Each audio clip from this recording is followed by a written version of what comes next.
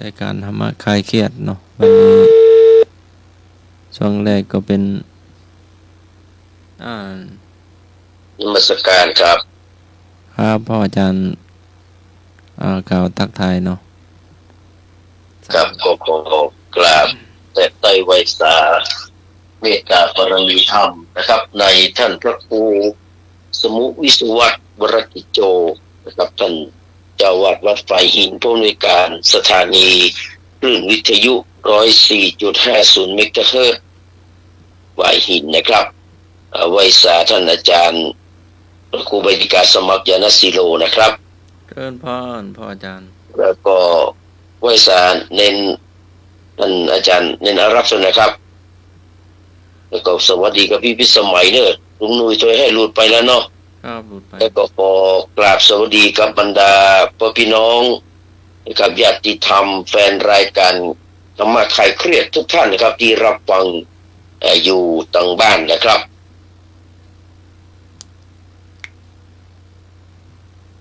วันนี้มีปัญหาหน่อยนึงอาจารย์เนาะเจ้าจะติดต่อกันเนาะครับลองติดต่อกับพี่พิสมัยดูแล้วก็ลุงนุ้ยด้วยเนาะท่านอาจารย์อารักษ์เจ้ากำลังติดต่อเนาะ ติดแล้วเจ้าติดแล้วครับคราวนี้น่าจะดีขึ้นวันนี้เสียงใสแต่ว่า หลุดบ่อยจานสมัครมีอย่างนักเกินไปก็ลบมันเต็มเนาะอันนี้ว่าประชุมโทรศัพท์ไม่ได้เนาะก็เอาทีละคนมันชอบเสียงนักเกินไป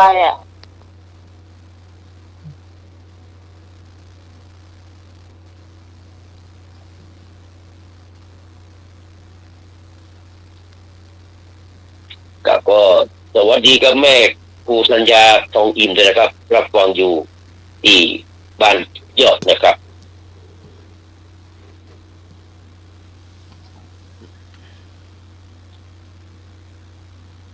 วันนี้มันน่าจะได้เปิดเพลงแล้วนะที่สมัยเนาะเจ้าเปิดได้อยู่จะได้อยู่ครับเปิดเพลงที่ขอแล้วเขาก็มาเล่าแล้วก็มาถามเนาะคนอื่นก็ต้องกราบนมัสการพระทุกรูปทุกสการพระครูสมุยสวัสดิ์วรกิจโจเจ้าผู้อำนวยการสถานีผู้ควบคุมเสียงแล้วก็เป็นเจ้าวาดวัดสายหินตัวนะเจ้าแล้วก็กราบนมัสการพระครูปฏิกาสมัครยานสีโลรองเจ้าวัดสายหินนะเจ้าเชิญพรนะพิสมัยแล้วก็สวัสดีพี่นัทเจสีนะเจ้าสวัสดีครับพี่พิสมัยครับก็ไอ้หน่วยรถไปประกรรมนะเจ้าแล้วก็น้ำเนนเอาละแต่ที่ก็รถไปเหมือนกันนะเจ้าเดี๋ยวประกรรมสารสมัครทำความเข้าใจกับโทรศัพท์ก่อนเนาะวันนี้ใจงานนักหนาน่าจะโลกกว้างตั้งเจ้าละถ้ามันมีข้อความอย่างนักเกินโลกกว้างห้องเนอะขนาดเข้าหมูนะเข้าหมูเก่งนะเนาะไม่เป็นงานเนาะครับเอา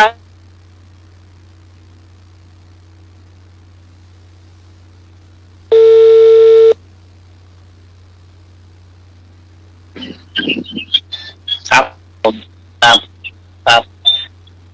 มาแล้วเนาะครับผมมาแล้วครับจ้ารายงานตัวเลยครับผมขอกราบนอบน้อมพระเถรานุเถระทุกรูปทุกองค์ทุกองค์ครับผมถึงสามเณรน้อยทุกองค์นะครับตามมาตรการอาจารย์พระครูสมุวิศวะวรกิจโจครับผมเด็ดถ่ายเวลาธรรมะการแก้ครับตามมาตรการอาจารย์พระครูใบดิกาจังมาครับผมเจริญพรลุงหนุ่ยการอาจารย์เอาละครับผม ครับสวัสดีพี่วิศวัยครับผมวันนี้ท่านนายเจ็ดสีครับผ สวัส ม ดีครับมือครับ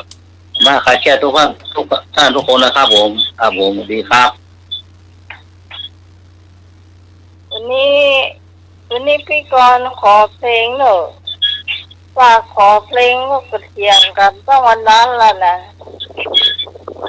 สองคนนี่นะที่บ้านสวนพงนะเจ้าไอ้หน่อยว่าหมีพี่กรณ์ว่ามีกาเป็นแรกบะหมี่ประเสริฐคาร์เนชั่นนั่นเนาะ มันชื่อเพลงมันชื่อเป็นผีบ้าเต็มขั้นเนอะ เพราะว่าอ๋อมันเป็นอย่างนั้นลูก ชื่อในเพลงมันแต่พูดเป็นชื่อผีบ้าเต็มขั้น ที่บ้านเต็มขั้นนี่เนาะ ผีบ้าเต็มขั้น อันเอาก็ห้องไปเลยเอาก็ห้องได้อยู่ว่าอันหน่วยว่าบะหมี่พี่ก่อนไม่กล้าอย่าเถียงกันได้แบบคงกี่วันแล้วแต่วันนี้ทำมาฟัง ไปเจอดูว่าเป็นผีบ้าเต็มขั้นเนอะประเสริฐคาร์เนชั่นแต่งที่ไปเหี่ยวสักกุเล็กเนี่ย โอ้แต่งหน้ามันก็ดาบ แต่งเป็นนั่งที่ไปเหี่ยวสักกุเล็กแต่ง เพลงผีบ้าสวนปรุง มันชื่อผีบ้าเต็มขั้นนั่นแหละ นะ เธอป้าก็ ชื่อเป็นพี่บ้านสมปรุงว่าพี่บ้านเต็มขั้นชื่อเพลง สวนปรุง สมปูกับเปิดเลย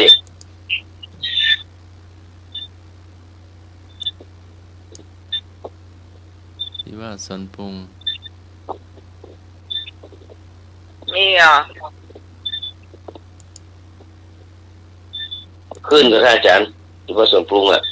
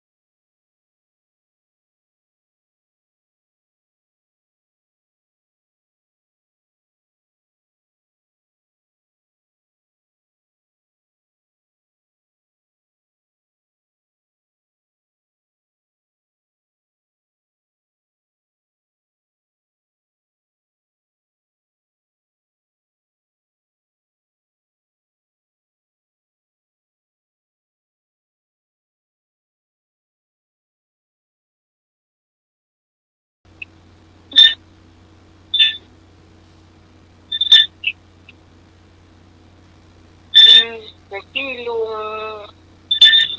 เนี่ยลุงบอยเหรอ ลุงโก โบเอาเพลงอย่างไร คนหลังภาพหนูมิเตอร์ ข้างหลังภาพก็ อ่ะ คนข้างหลังภาพ ข้างหลังภาพเอาจังหวะใกล้เคียงกันบอกคนที่อายดีกว่า มันจะใกล้เคียงกับเพลงนี้นะแต่ว่าเขาเปิดเหรอ คนข้างหลังภาพ ไม่คนที่อายอ่ะ เอาคนกี่อายแทน คนที่อายยิงขึ้นมาหนูมิเตอร์เหมือนกัน อาจารย์สำเนียงอารักษ์มาแล้วเนอะ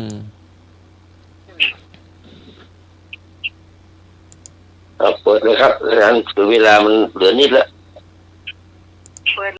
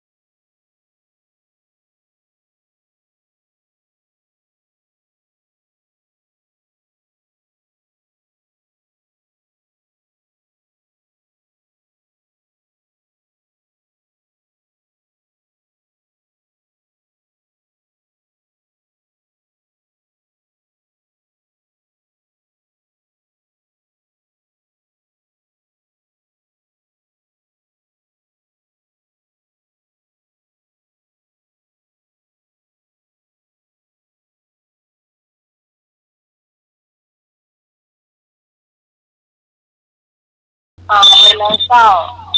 ยามันไปจีกละ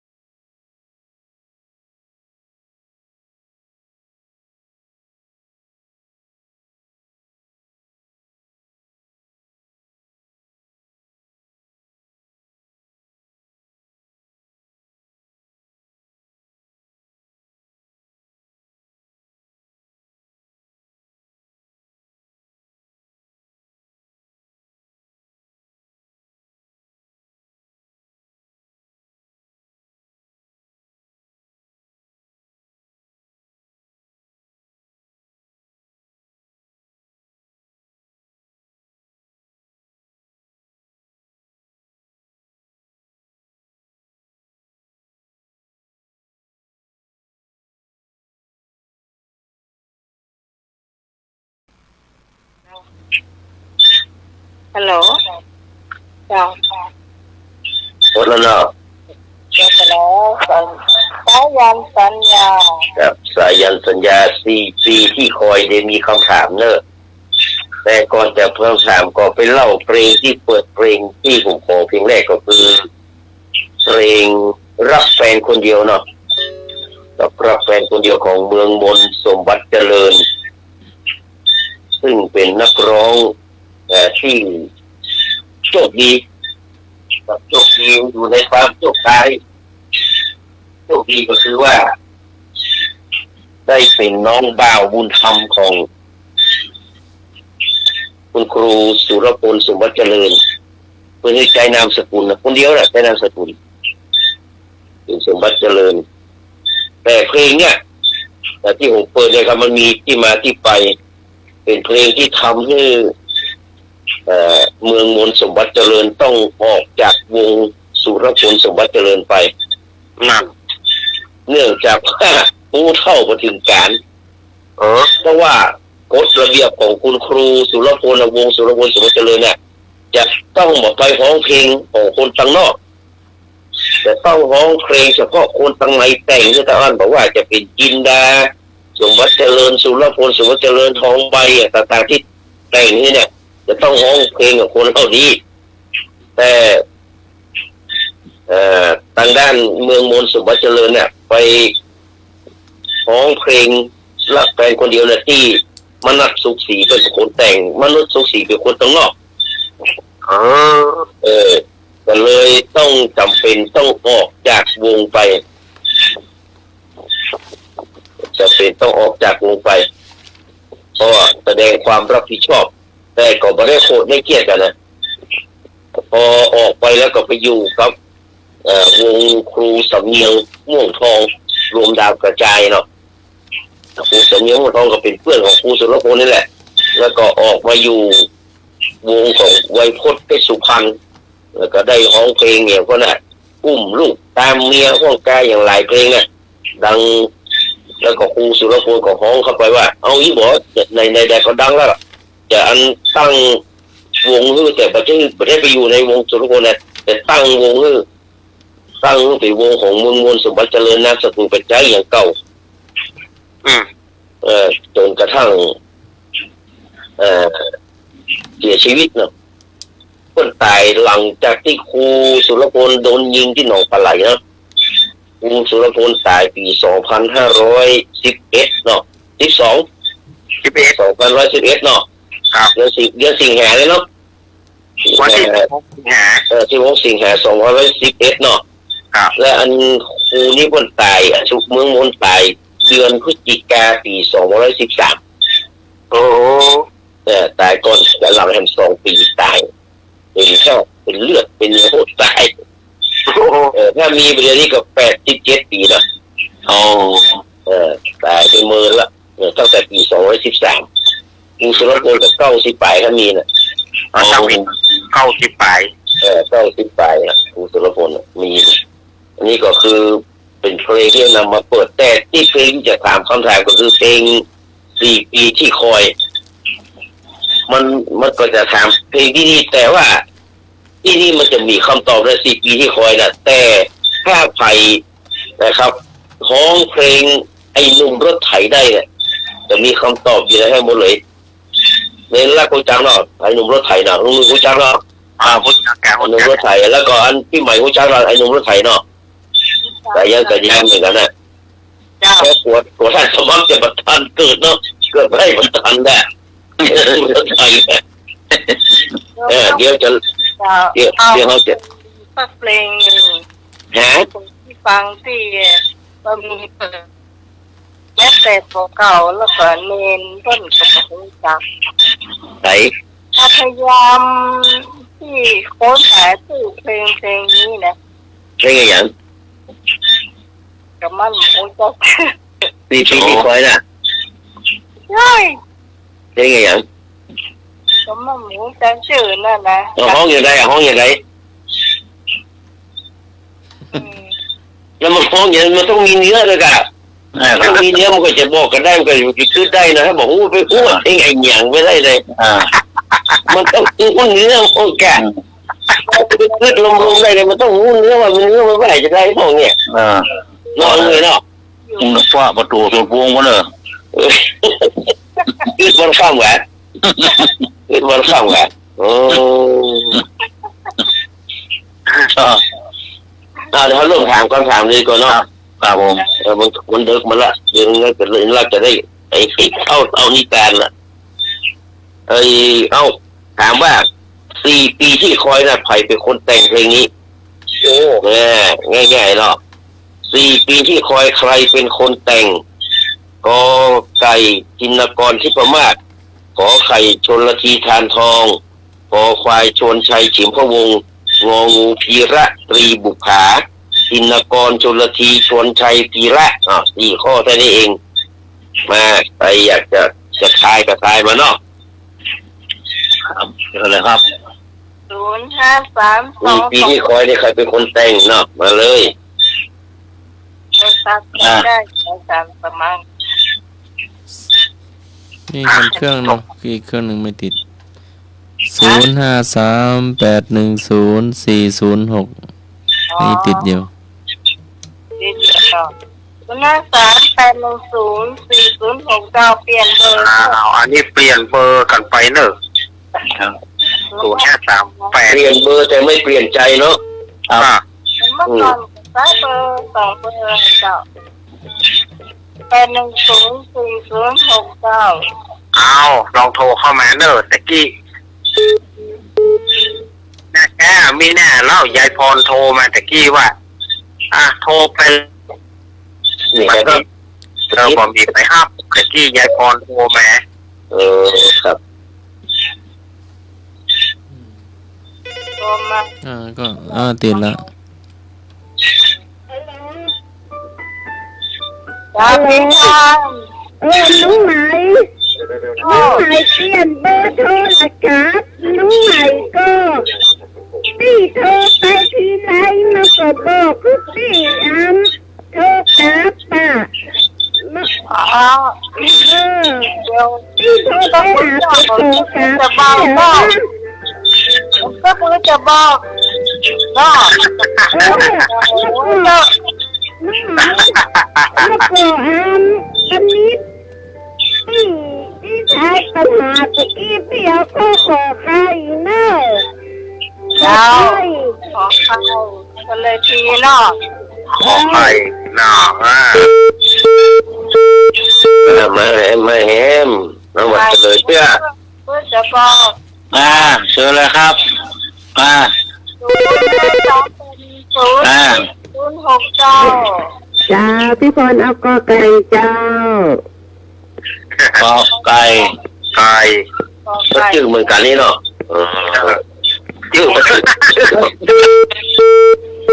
ไก่นี่ เอากอไก่กับขอไข่บอกพระเจ้าพรเหมือนกัน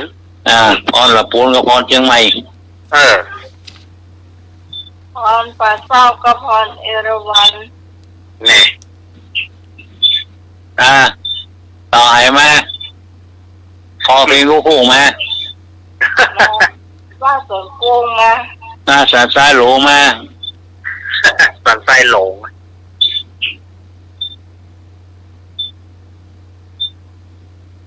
ปะบงเหรอเติมเตาเหรอนักปิ้ง ไอ้หนุ่ยมันมาอยู่แต่เฮาไม่ไปสีธัญญาพวก ต่อ โทรกันเข้ามาได้ปัญหาก็เข้ามาเนอะปัญหาอย่าจมเนอะ แม่สมศรีลูกวัดมา 0538104069 810406 เบอร์นี้อาจจะปักก็คุ้นเนาะแต่ว่าตอนเราสุดท้าย2 เบอร์ ครับ เจ้า เจ้าน้องไหม พี่ แล้ว สา ก็เจ้า ลี น้องสมัครเจ้าอันนึงนะเจ้าสวัสดีน้องไหม เจ้า สวัสดีพี่หนานด้วยนะเจ้าไอ้หนู ค เกิ รับผ ด ม ตอบพิมกรที่พม่าเจ้า อุทินกรเนาะครับ เจ้า ครับขอบคุณครับ ก่อนที่ก่อนมาก็ได้ ปาบง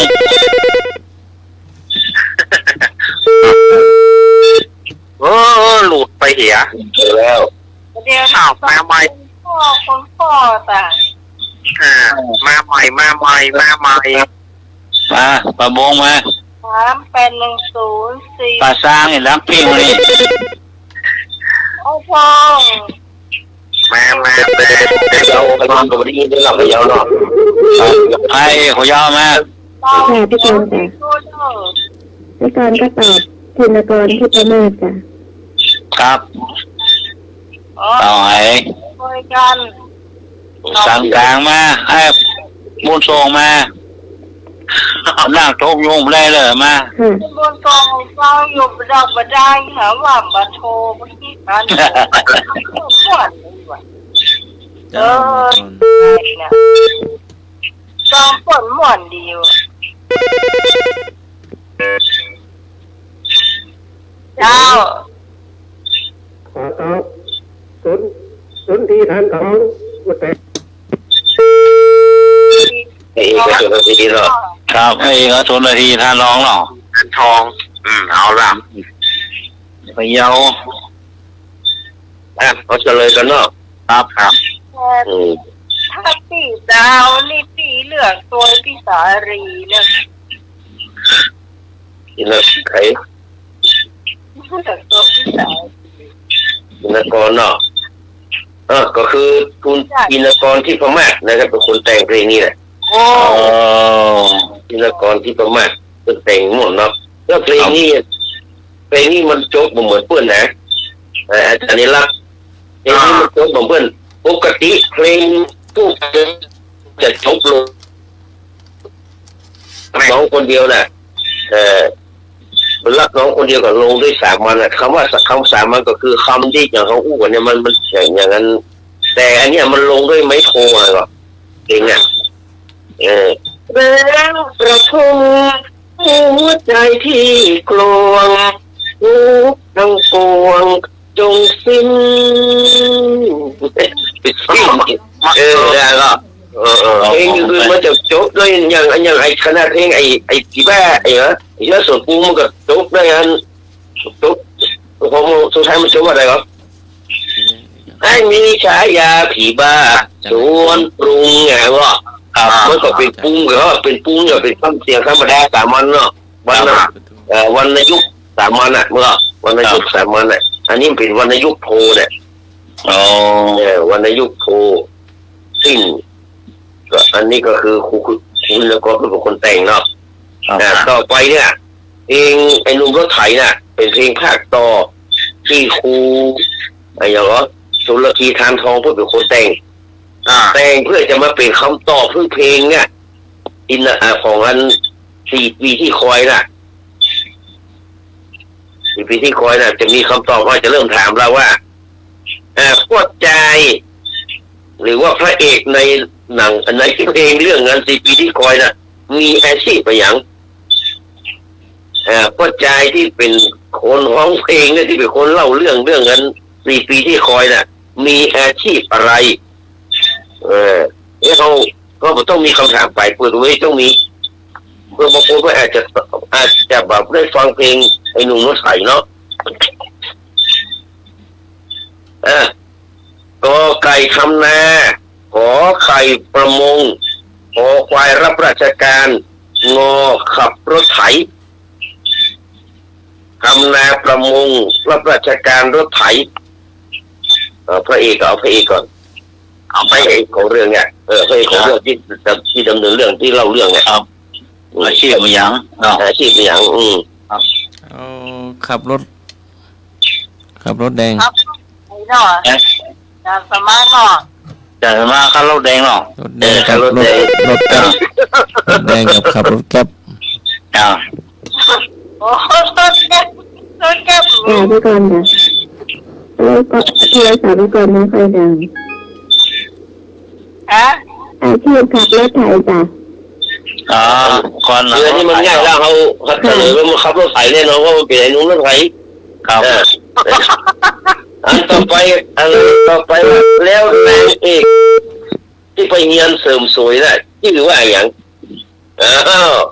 นางเอกที่ไปเรียนเสริมสวยที่เป็นแฟนของวัยนุ่นรถไถนะมันชื่ออย่างกอไก่รวงทอง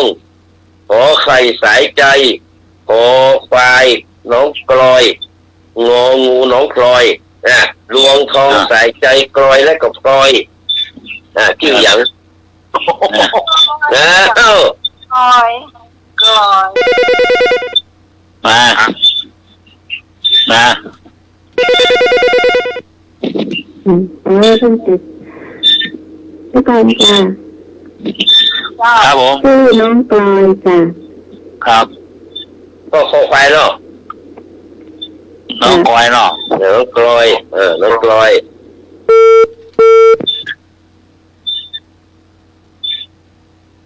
โอ้เว้ยขับรถไถน้องมันต้องคนไปกรุงเทพมันต้องชื่อน้องกลอยเนาะน้องกลอยแต่ว่าคนในห้องเพลง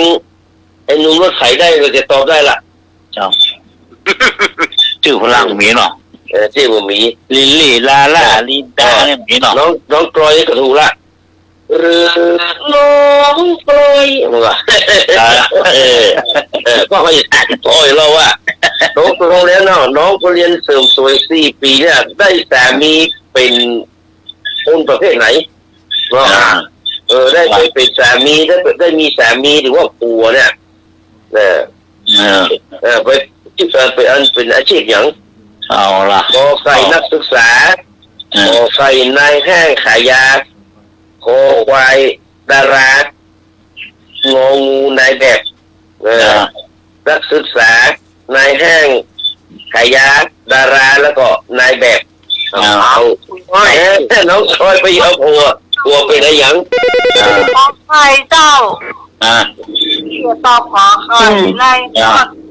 งกลอยได้แฟนเป็นในห้างขายยาค่ะแน่นอนเนาะแน่นอนละเนี่ยแน่นอนแสดงว่าคือเขาอีกมันแสดงว่าเขาได้ฟังเขาเปิดคอเพลงลูกทุ่งแท้แล้วเขาจะต่อไปจะได้รู้ว่าเพลงเนี่ยไอ้ลุงรถไถเนี่ยมันเป็นเพลงต่อเป็นคำตอบของเพลง4 ปีที่คอยเป็นคำตอบของ4 ปีที่คอยแล้วต่อไปถามข้อต่อไปเลย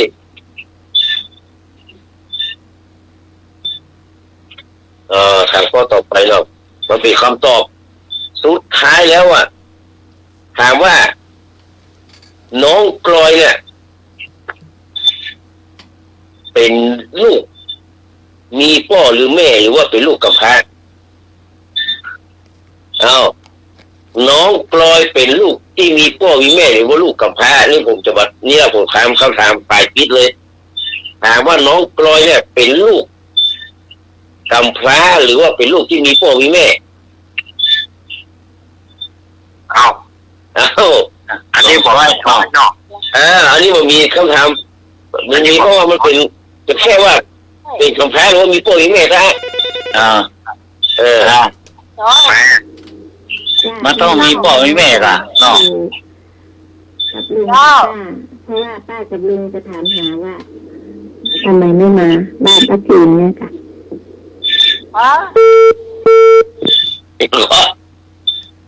ไอ้ยังก็เดี๋ยวนี้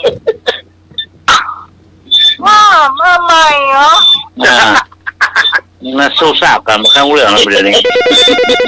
ห้ามสู้ทราบนะพูดโกงเดี๋ยวไปอยู่อย่างว่างนี่ผมสู้ทราบไปใช่ป่ะมีเฉลยมีมก็เป็นลูกมีพ่อแม่หรือว่าเป็นลูกกำพร้าลูกกำพร้าที่สังรีน่ะลูกกำพร้าโอเคแม่จากไหนเพราะว่าลูกกำพร้าเนี่ยไปเรียนเสริมสวยทำไมตั้งนานป้าลุงทางบ้านเราห่วงคอยหาอยู่พ่อแม่เนี่ยมันก็อาจารย์ได้รับคุณมาอยู่กับวิ่งมาแต่ว่าอยู่กับป้ากับลุงเนี่ยผมเลี้ยงพ่อแม่ตายไปแล้ว อ๋อเนี่ยเวลาเขาฟังเพลงอะเขาต้องจินตนาการด้วยนะเวลามายังมาเป็นนี่นะแสดงว่าพี่สาวลีพุ่นฟังพุ่นรู้แล้วว่าลูกกับป้าลูกกับป้าเนาะก็เพิ่นมาเช็คพ่อแม่ถามมาแล้วถ้าเป็นพ่อแก่แม่เฒ่าเนี่ยเนาะพ่อแก่แม่เฒ่าแสดงว่ามีพ่อแม่อยู่เนาะมีชายมึงสี่ห้องอ่ะเนาะแล้วก็ชื่อนวลจันทร์เหรอพ่อก็แก่แม่ก็ชรากลับมาเถิดนะนวลจันทร์เหรออันนี้จริงปลอยแต่บอกมีพ่อแม่เนี่ยมีกับป้าลุงมีป้าลุงพ่อคงคอยหาแหละเมื่อทิพย์ต้องเป็นพ่อแม่พ่อคงคอยหากันเมื่ออันนี้ที่ป้าลุงทางบ้านพ่อคงคอยหาเนี่ยพ่อแม่มันมีนี่เป็นกำแพงต้องคอยเนี่ยได้มีเวลาอยู่เอาถามต่อเนอะถามว่าเพลงรักเก่าที่บ้านเกิดเนี่ยแต่งโดยครูการลุนวงแต่อยากจะรู้ว่าไผ่ฮ้องเป็นต้นฉบับไผ่ฮ้องเป็นมัตเตอร์ไผ่ฮ้องเป็นต้นฉบับขอไก่เอกชัยขอไข่สุริยาจินพันธ์คอควายสุริยาฟ้าปทุมงองูสนธิสมมาตรเอกชัยสุริยาจินพันธ์สุริยาฟ้าปทุมและสนธิสมมาตรใครเป็นคนร้องก่อนเปิ้ลครับ053-810-4069เชิญครับ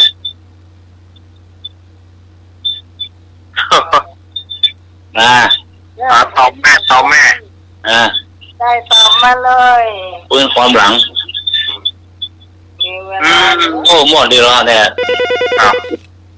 เอาแม่ญาติโยมตายกันแม่DNI อาการอย่างนี้ไม่ได้ค่ะเบอร์นี้มันไม่ค่อยดังนะของพี่กรณ์ไม่ค่อยได้ยินเอกชัยเป็นคนร้องจ้ะครับเอกชัยศรีวิชัยเนาะเอกชัยศรีวิชัยค่ะครับผมใครเป็นคนร้องแต่ถามว่าใครเป็นคนแรกก็ตัวเอกชัยเนาะไม่แอมเชิญครับยังไม่ถูกจ้ะค่ะยังไม่เฉลยยังไม่ถูกเสื่อว่าเฉลยจ้ะมารักเก่าที่บ้านเกิดรักเก่าที่บ้านเกิดว่าไผ่ฮ้องเป็นคนแรกโอ้มาพี่สารีแม่อารีแม่อารี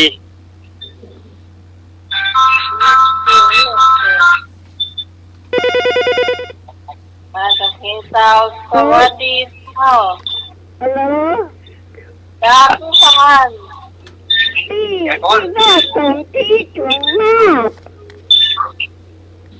ครับสุดที่สวยมากเนาะสุดที่สวยมากมาเห็น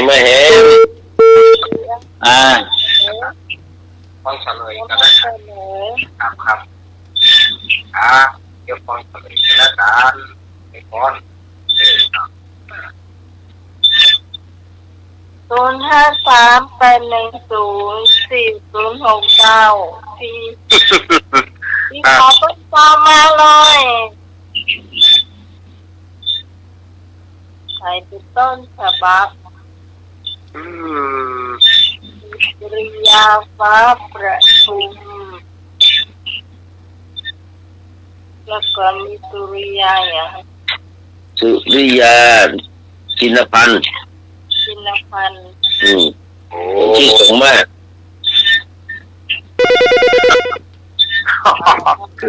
สายสวัสดีเจ้าไม่พอเนี่ยคงมาเลย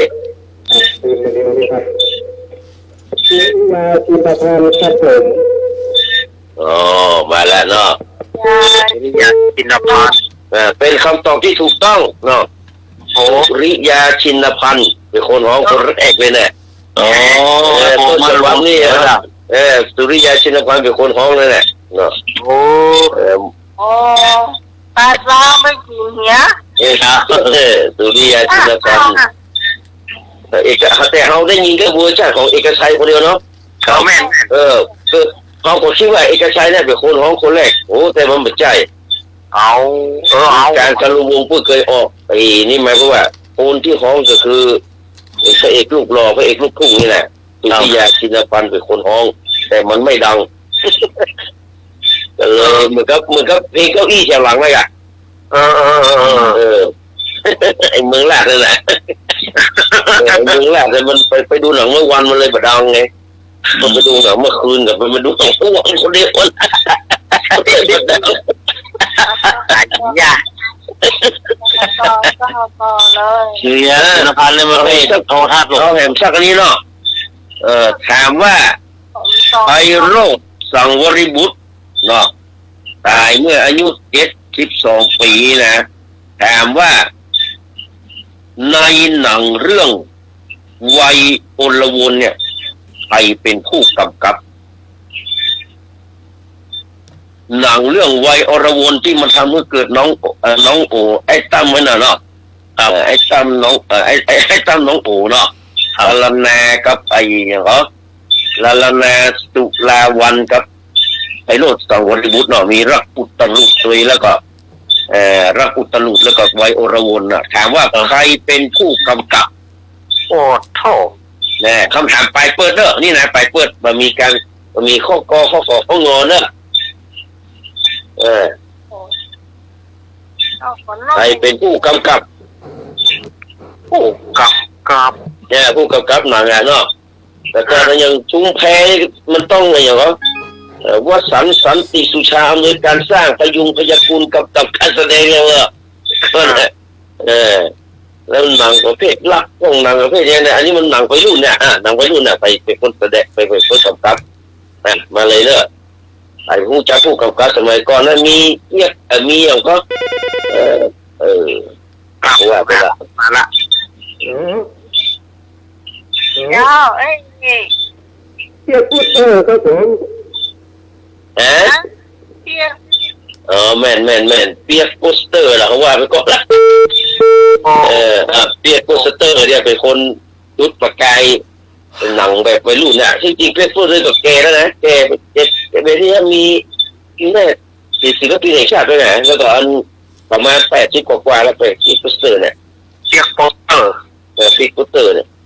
เป็นผู้กำกับหนังเรื่องวัยอลวนอุตรุคำถามสุดท้ายเพราะอันนี้ละถามว่ามันยุคนั้นเป็นยุคปั๊มน่ะนะก็เพลงที่เป็นยุคปั๊มยุคนั้นมันมียุคปั๊มแล้วก็คนที่ร้องเพลงยุคปั๊มนี่ปั๊มนี่ก็น่าจะเป็นดอนสระเบียบเนาะอาจารย์นี่รักให้ตันอยู่เนาะความวันจากนารีมาก็นายสลายรักเราความวันจากนารีมาก็เศร้าลืมว่าเรารักกันถามว่าใครเป็นคนแต่งเพลงนี้นี่ร้องสนระเบียบนี่มีคำถามเนอะอันนี้มีคำถามไปบอกมีกอของอะไรถามว่า3 วันจากนารีเนี่ยใครเป็นคนแต่งคือกับดอนสนระเบียบขอไก่พยงมุกดาพันธ์หรือว่าพยงมุกดาเนาะขอไข่วิรัตอยู่ถาวรขอควายทวีพงษ์มณีนินงองูจงรักจันคณาพยงวิรัตทวีพงษ์จงรักใครเป็นคนแต่งเพลงนี้หมู่เอาไว้สะล่วงเลยต้องรู้เพลงเนี่ยมันเป็นเพลงยุคบัมโมเดียอากุ้นจนกายเกยยะก็เอาเพลงเอาแปลมาจากเพลงสากล นี่ถูกต้องเพลงบัมนี่บัมเบื่อ สมัยนั้นแปลจากเอาปั๊มมาจากเพลงสากลทั้งนั้น ถูกต้องไม่หมดอะยุคนั้นไม่หมดอะดอนเศรษฐามัวแห่ไม่หมดอะมัวแห่ใครอย่างก็ไม่หมดอะดอนเศรษฐามันเนี่ยมันแปลเอาเพลงมาแปลทั้งนั้นนะนี่แปลงมาเป็นเอาทำนองขึ้นไหมสุชาติเทียนทองเนี่ยมันมองหัวทิมเบอร์นี่นะสุชาติเทียนทองสุกันติรักเก่งกับไม่หมดละ เลยถามว่า3 วันจากนาลีเนี่ยไปเป็นคนแต่งมีพยงเนาะวิรัตทวีพงษ์จงรักนะเอามีก็สถานแยกยงเพลงนี้ก็มาตัวรุ่นเนี้ย2118 19นะเพลงเนี่ยตอบมาเนอร์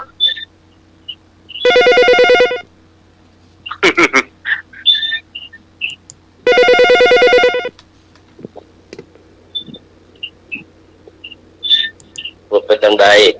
จงรักเจ้าจงรักว่าจงรักจงรักมีใครจะต่อมีใครจะต่อเป็นอื่นทำก็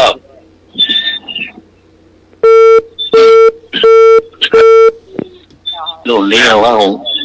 หงยาก็ส่งประสาทเลยเนี่ยฮิปปี้ของฮิปปี้ที่โปที่กีนะมีฮิปปี้ก่อนฮิปปี้มาก่อน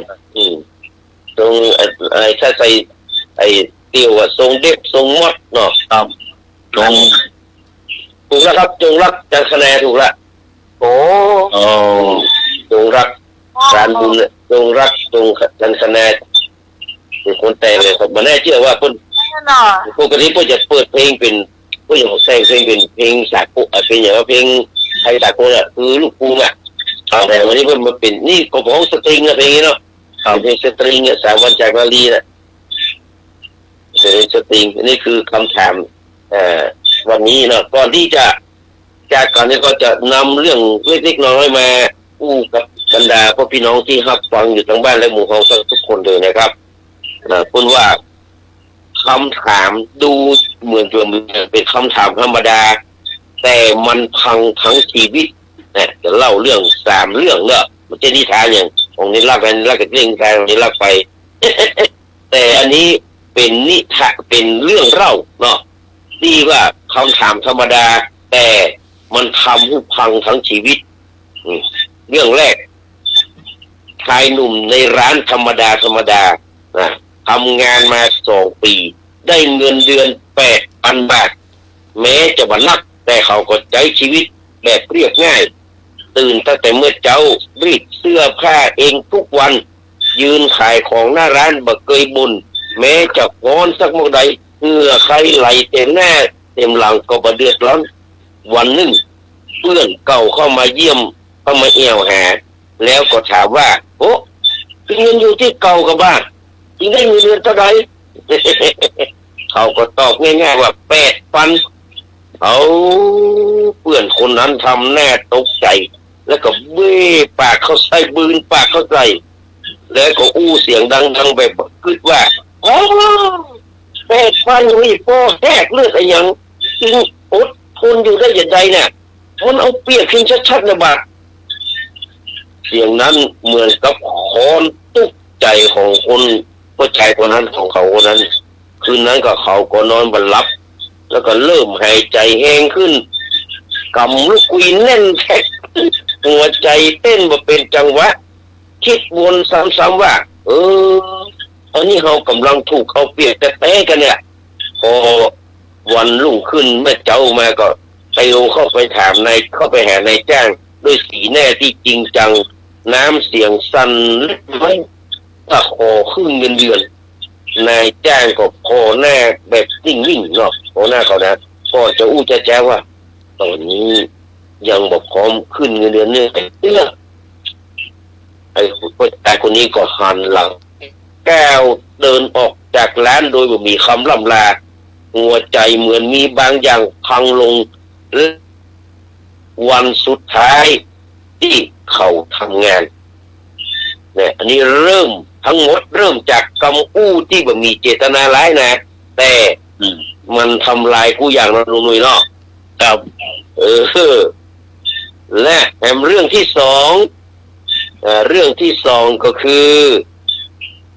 นะครับเรื่องที่2นั่นก็คือเมียคนหนึ่งว่าภรรยาคนหนึ่งกำลังเล่าเรื่องวันเกิดลูกเมียคนหนึ่งกำลังเล่าเรื่องวันเกิดลูกเธอเล่าอย่างอบอุ่นว่าวันนั้นผัวใครนะกำมือไว้แน่นตึงคืนนะ บ่อู้นะแต่บ่ยอมแห้งแม้แต่วินาทีเดียวอีหรอกแล้วเพื่อนมันก็ถามขึ้นว่าเอ้าแล้วเขาคือของควรอย่างก็คือว่าไม่ยิงคนนั้นก็ชะงักเล็กน้อยก็ได้สักอย่างละ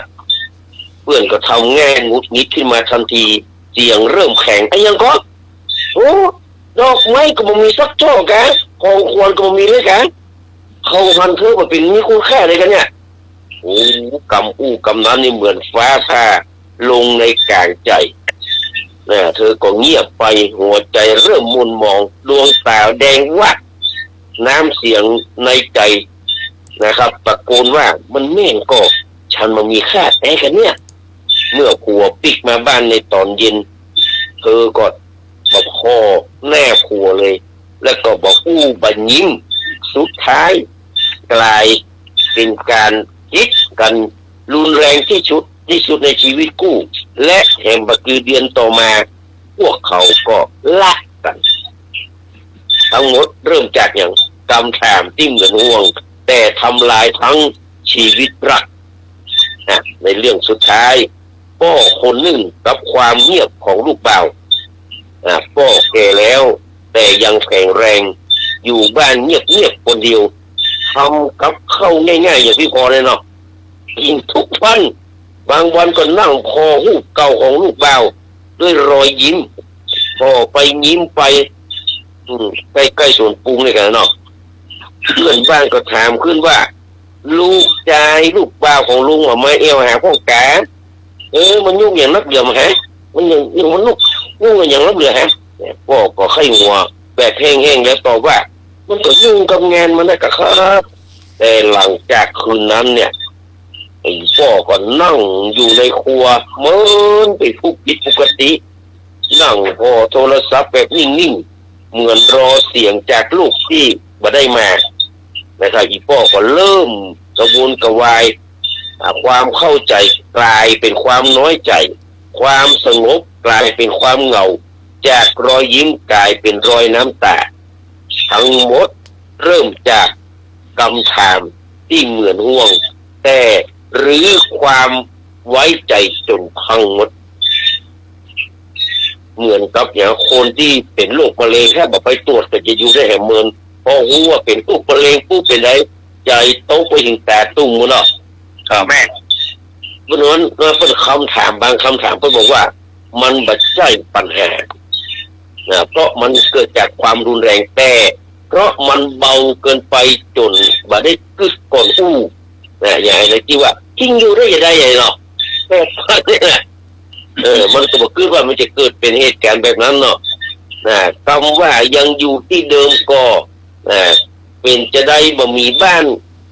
เขาบ่ฮักเธอแต่กล้าเขาบ่หันคุณค่าของเธอลูกมาแม่เพราะไอ้อย่างเนี่ยคำพวกนี้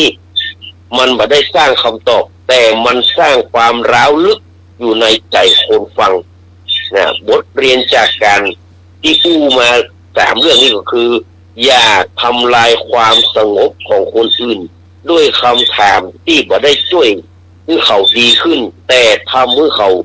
สงสัยในชีวิตส่วนเก่าก็ฝากไว้กับทุกคนทุกท่านเด้อแล้วก็ฝากไว้ทุกคนด้วยว่าจงเข้าไปในบ้านคนอื่นเหมือนกับคนตาบอดและออกมาเหมือนกับคนเป็นใบ้บัดใจทุกเรื่องที่เราต้องรู้และบัดใจทุกคำถามที่เราจะต้องบางทีการเงียบคือของควรที่ดีที่สุดที่เราจะให้เขาได้นั้นก็ฝากไว้กับทุกคนทุกท่านตัวนะครับกราบนมัสการขอบพระคุณท่านพระครูสมุวิสุวัฒน์วรกิจโจนะครับผู้อำนวยการสถานีและก็กราบขอบพระคุณท่านอาจารย์พระครูใบดิกาสมัครยานสีโลกราบนมัสการขอบพระคุณท่านอาจารย์อารักษ์ปัญโยนันท์นะครับขอบพระคุณที่พิสมัยนะครับสุริโยดรหัวหน้ารายการขอบพระคุณลุงหนุ่ยเนอะของผู้เป็นทีมนั่งด้วยกันแล้วก็ขอบพระคุณทุกคนทุกท่านที่ฟังอยู่ทางบ้านแล้วก็ที่โทรมาตอบปัญหาซับเพเหระเราก็ได้เอาเรื่องเอาอย่างไปนักเอาม่วนเอาสนุกอันใดที่มันมี คุณค่าแก่จิตใจเขาก็เก็บไว้อันใดที่มันบ่มีคุณค่าใส่กระโถนเลยนะครับขอบพระคุณทุกท่านครับกราบนมัสการนะครับกราบสวัสดีครับครับผม เริ่มพรพ่ออา ค จา รับ รย์ ขอบคุณที่ไหนจะสีด้วยนะเจ้าที่มาช่วยในรายการของเรานะเจ้า โอ้3อย่างนี่มีแต่หรอกคำโอ้3อย่างนี่นะแม่นละมันเบาเข้าจิตเข้าใจเสียสะดุ้งเลยอ่ะเนาะครับเนี่ยเข้าไปก็บ่ต้องถามอย่างนี้รักเป็นใบออกมาก็บ่ต้องอย่างนี้เนี่ยอย่างละเนาะ ดีที่สุดแต่หรอกแต่ดีที่สุดเองครับ เข้าไปบ้านเพื่อนถามอยู่กันยังอยู่ก็ไผยิงกันยังกี่คนไผมาเลี้ยงมาดู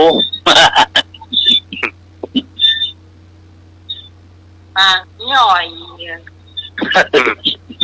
จ้ะถามอันถามนี่ได้กินข้าวยังต้องกินข้าวนึ่งนะโอ้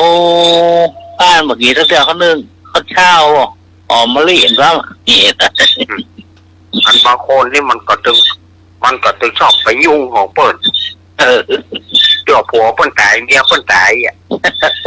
จะคือเปิ้นเอาไม้ก่ออย่าไปถามลูกเปิ้นเนี่ยจะไปถามแย่หยังเนาะลูกพ่อมึงเอาไม้ก่อคือแม่มึงเอาไม้ก่อเนี่ย โอ้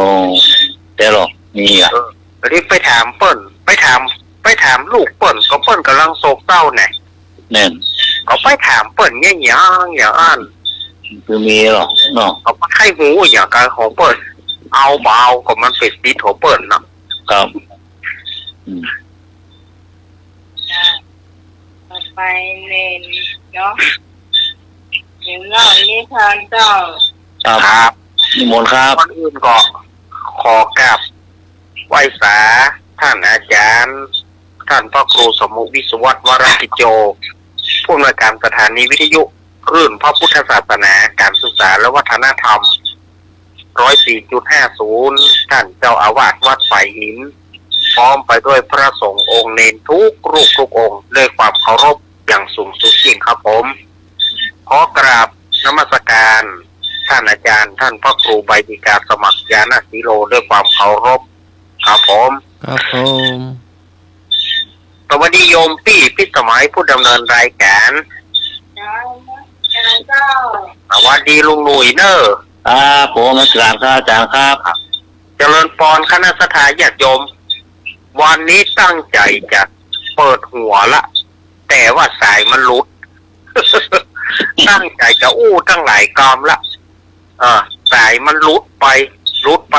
ก็เลยได้มาต่อได้สถาญาติโยมเนาะก่อนยังดีที่ได้อู้กันอยู่วันนี้สถาญาติโยมตั้งสายละปูนเนาะคนก็ได้แห่ได้เดินขบวนในการแห่หูเหมือนครูบาเจ้าศรีวิจัยนักบุญแห่งล้านนาไทยคืนนี้เปิ้นอบรมสมโภชกันที่วัดบ้านเวียงหนองล่องก็คือใกล้ๆบ้านอาตมาเนี่ยคืนนี้เปิ้นอบรมสมโภชหูเหมือนครูบาหม่อนเจ้าศรีวิจัยวันพรุ่งนี้เปิ้นก็จะนำเอาหูเหมือนเดินทางไปที่วัดพระพุทธบาทตากผ้าจนถึงไปถึงวันที่11เปิ้นจะแห่ไปประดิษฐานที่วัดพระธาตุไหริพูนชัยจังหวัดลำพูนคืนนี้เปิ้นก็อบรมสมโภชที่วัดบ้านเวียงหนองล่องเนาะใกล้ๆบ้านอาตมานี่ก็ไกลกันวันนี้จะได้เล่านิทานให้ญาติโยมฟังเล่านิทานแล้ว อาตมาจะมีคำถามจากนิทานเรื่องนี้ให้ญาติโยมได้โทรตอบกันเข้ามาเนาะวันนี้อาตมาภาพจะเอานิทานในเรื่อง บ้านสองหลังนิทานในเรื่องบ้านสองหลังเนี่ย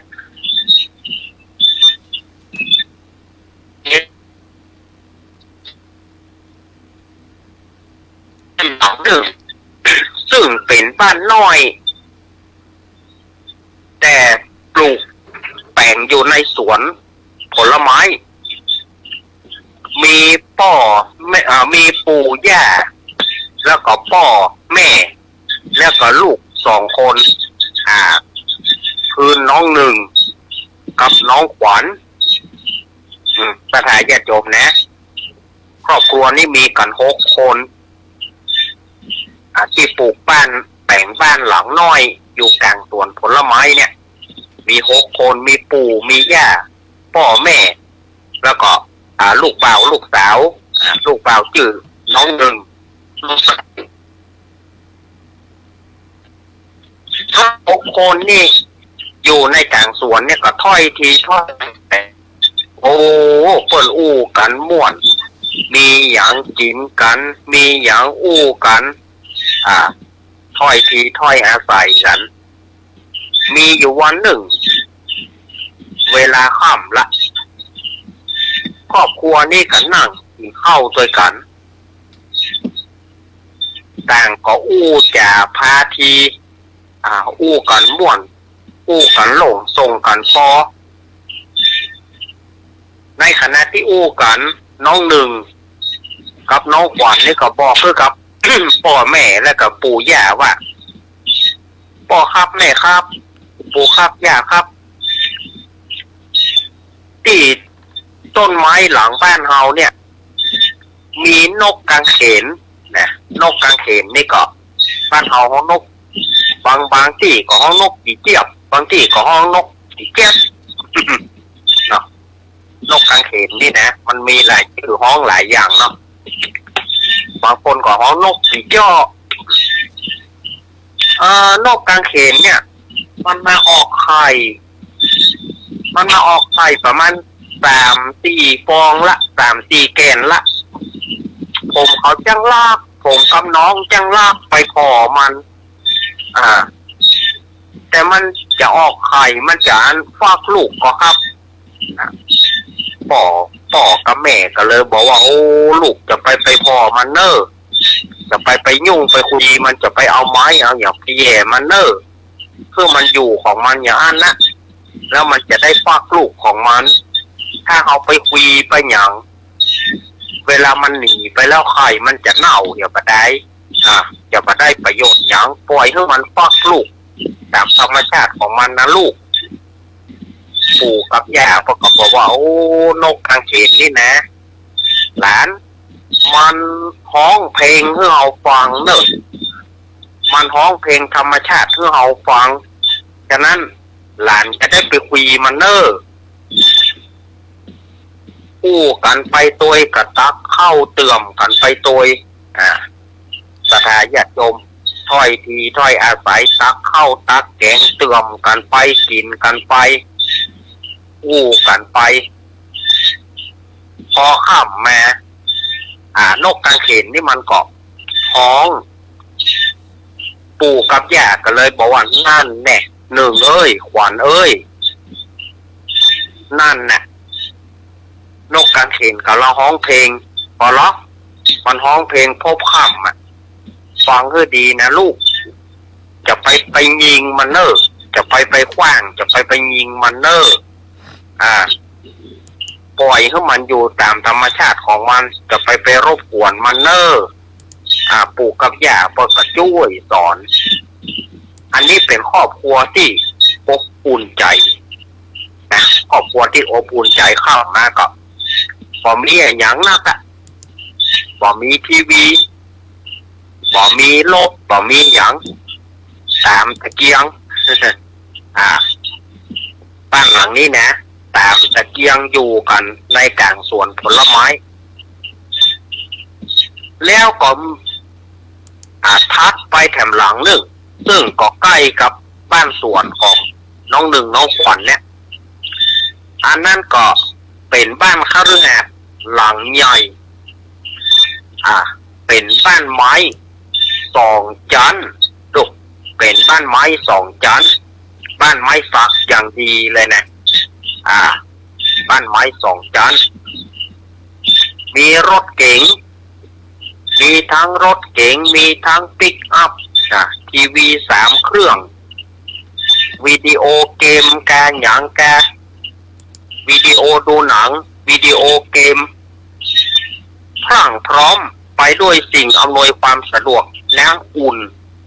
เครื่องทำน้ำเย็นตู้เย็นอย่างต่างๆมีหมด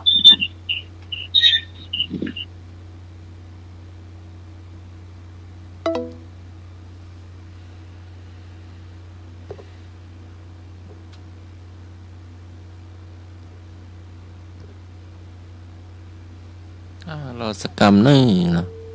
สายหลุดไปเนาะการรักหลังเรานิทานครับ ครับสุแม่สถานญาติโยมมันสายมันหลุดไปเนาะ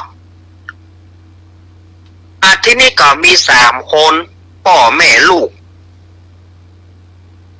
มีลูกสาวกำลังวัยหน้าฮักชื่อน้องแพรวนะน้องแพรวนี่ก็อยู่กับพ่อกับแม่แต่ว่าพ่อแม่บ่ถูกกันมีเรื่องระหองระแหงกันด่ากันผิดกันเถียงกันผิดกันแม่ก็คิงหาบ่าอ้อยใส่กันในที่สุดก็เอาอย่างกว้างกันโละละส่วนน้องแพรวก็มักจะวิ่งเข้าในห้องแล้วก็เอามือปิดหูหัวสั่นวันนี้ก็เหมือนกันเมื่อกินข้าวแล้วพ่อนอนดูทีวีอยู่บนโซฟาแม่ก็ทำการอย่างแล้วก็มาจี้หน้าผู้เป็นพ่อบอกว่ากินข้าวแล้วเนี่ยตึงบักกึดลำตำสร้างอย่างบอกตึงบักจ่วยอย่างบอกได้ก็จะพอทีวีนอนสบายฉันเนี่ยกันบอกหูจักแล้วจักว่างจะช่วยกันก็บ่มีก็แล้วจะให้ช่วยอย่างใดก็ยังบอกดีๆมาขู่กันอย่างอันเรื่องนั้นบอกว่าแต่ตะคืนเนี่ยไปไหนแม้ก็ไปไหนก็มันเรื่องของฉันไม่จะเอาไม่จะเอาเธอไปตัวไอ้ลูกมีไผมาปากเลี่ยมปากเซลหรือล่ะมีไผมาปากเซลล่ะถ้าจะเปื่อนเธอนั่นนะก้าถ้าจะให้ได้หน้ากว้างถึงต้องมาบอกคือเธอถ้าเปิ้นบ่หันกับหูกับตาเปิ้นก็คงบ่บอกมาหรอกแสดงว่าเธอเนี่ยนิสัยบ่ดีชอบไปเอี่ยวแม่นก็จะไปเอี่ยวที่ไหนก็ทำงานมาก็เข้าบ้านแทนที่จะมีความสุขสุขบ้านหวานใจอันนี้มาเดือดมาดังกันยี่ล่ำเหลือก็รำคาญเหมือนกันลูกก็ตอบมากันแกว่าไปไหนก็จะให้ตอบจะได้ ในขณะนั้นน้องแพรวซึ่งอยู่ในห้องได้ยินเสียงปอกหัวตัวจนสั่นเลยก้อยแง้มประตูออกมาทีนี้ฝ่ายแม่ก็เอตโลไปว่าปัจจัยเรื่องของละอ่อนจะไปมายุ่งอยากเจ็บตัวกะน้องแพรวก็จำเป็นต้องวิ่งเข้าไปในห้องแล้วก็ไปลากนั่งให้ส่วนนั้นว่าผู้เป็นพ่อกับแม่น่ะก็ทะเลาะเบาแวงกันทะเลาะกันเถียงกันว่าไปไหนสัญชาติพ่อใจมันเป็นยี่อี้ลูกโคตรผกุลงุนเงามันถึงบดีเจื้อได้กับสายนั้นก็เจื้ออาบดีแล้วมึงมาเอาแหงหยังนั่นนะอ่านว่าเจื้ออาบดีแล้วเอาเข้าลามเถอะโคตรเจื้อกะเจื้อมึงก็ดีที่ไหนน่ะ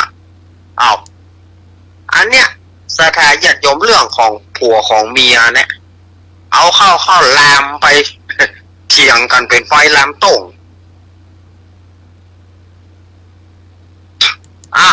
ตอบแม่ก็แล้วกันว่าไปไหนก็เรื่องของแฮให้จะไปไหนเจ้านักหัวมึงเอาละทีนี้ก็ไฟไม่ยิงก็ด้วยความหึงหวงเนาะเนี่ยเพราะเราไม่เข้าใจกันเหมือนนิรนามว่านะเพราะเราไม่เข้าใจกัน จึงไม่มีฉันและไม่มีเธอ ก็ไฟไม่ยิงกับเปียกองกระดาษทิชชู่ขว้างไปพ่อใจกับบ่น้อยหน้านี่มึงขว้างแฮกะก็เอาแก้วเอาอย่างขว้างอันนั้นก็ได้กระจกกะได้แหวนกันอย่างก็ขว้างกันไปขว้างกันมาเอาเข้าตีหัวกันนะสถานญาติโยมส่วนน้องแพรวก็พยายามจะมาห้ามแต่ก็ถูกป่อกับแม่บอกถ้ามึงมามึงเจ็บตัวเข้าไปในห้องไม่ใช่เรื่องของมึงไปตีกันฝ่ายผู้เป็นป่อนะก็ออกไปคิงจะไปไหนเนี่ยผู้เป็นเมียนะย้อมประตูนี่เถอะนะคิงจะไปไหนมาอู้กันก่อนรำคาญมึงให้จะไปแล้วมาอู้กันก่อนอู้หูเรื่องอู้ให้มันหูเรื่องทีนี้ฝ่ายป้าใจก็ขับรถออกไปพอป้าใจขับรถออกไป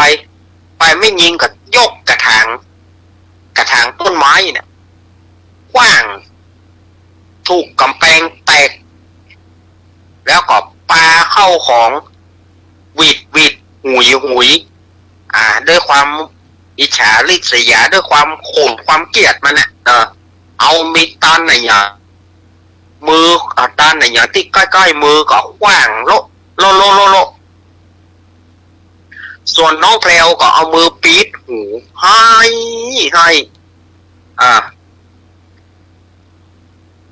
มีอยู่วันหนึ่งมาถึงแถมวันหนึ่งก็น้องหนึ่งกับน้องขวัญนี่กับไปเล่นกันในสวนผลไม้เล่นกันในสวนน้องหนึ่งกับน้องขวัญนี่ก็ช่วยกันปั้นหูปู่หูย่าไงหูพ่อหูแม่หูหนึ่งหูขวัญอยู่ด้วยกันมีอย่างเอาปั่นกันกินอย่างมีความสุขแก่ปั้นหูปั้นอย่างเขียนไว้ว่าครอบครัวฉันมีความสุขทีนี้ส่วนน้องแพรวนี่ก็ไปลากพ่อแล้วก็ลากให้อยู่ที่หัวบ้านน่ะ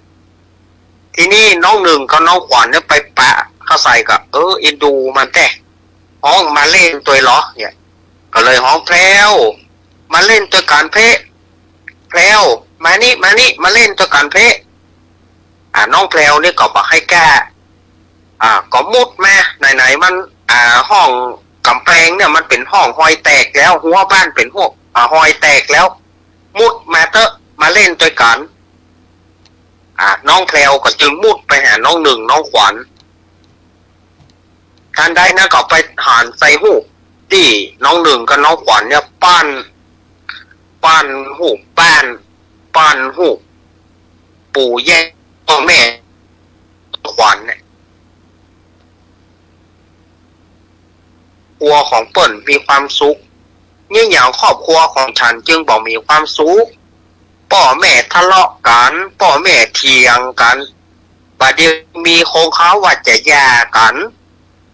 นี่อย่างฉันถึงประมาเกิดเป็นลูกในตระกูลของเธอว่าแล้วน้องแพรวนี่ก็ให้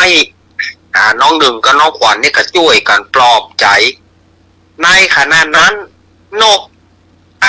กางเขนที่ว่าเนี่ยมันฟักลูกออกมาละมัน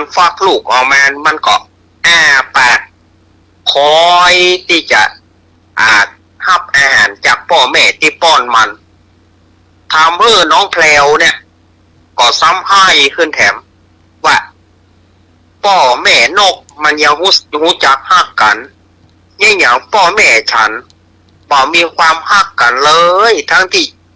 พ่อแม่ฉันเป็นคนแล้วก็เป็นคนในตระกูลมั่งมีแล้วก็ฉันก็เป็นลูกเปิ้นยังบ่ฮู้ว่าเปิ้นบ่เคยคิดว่าฉันเป็นลูกเลยพอนกเหรอ พ่อแม่มันป้อนอาหารให้กินเนี่ยหนึ่งขวัญ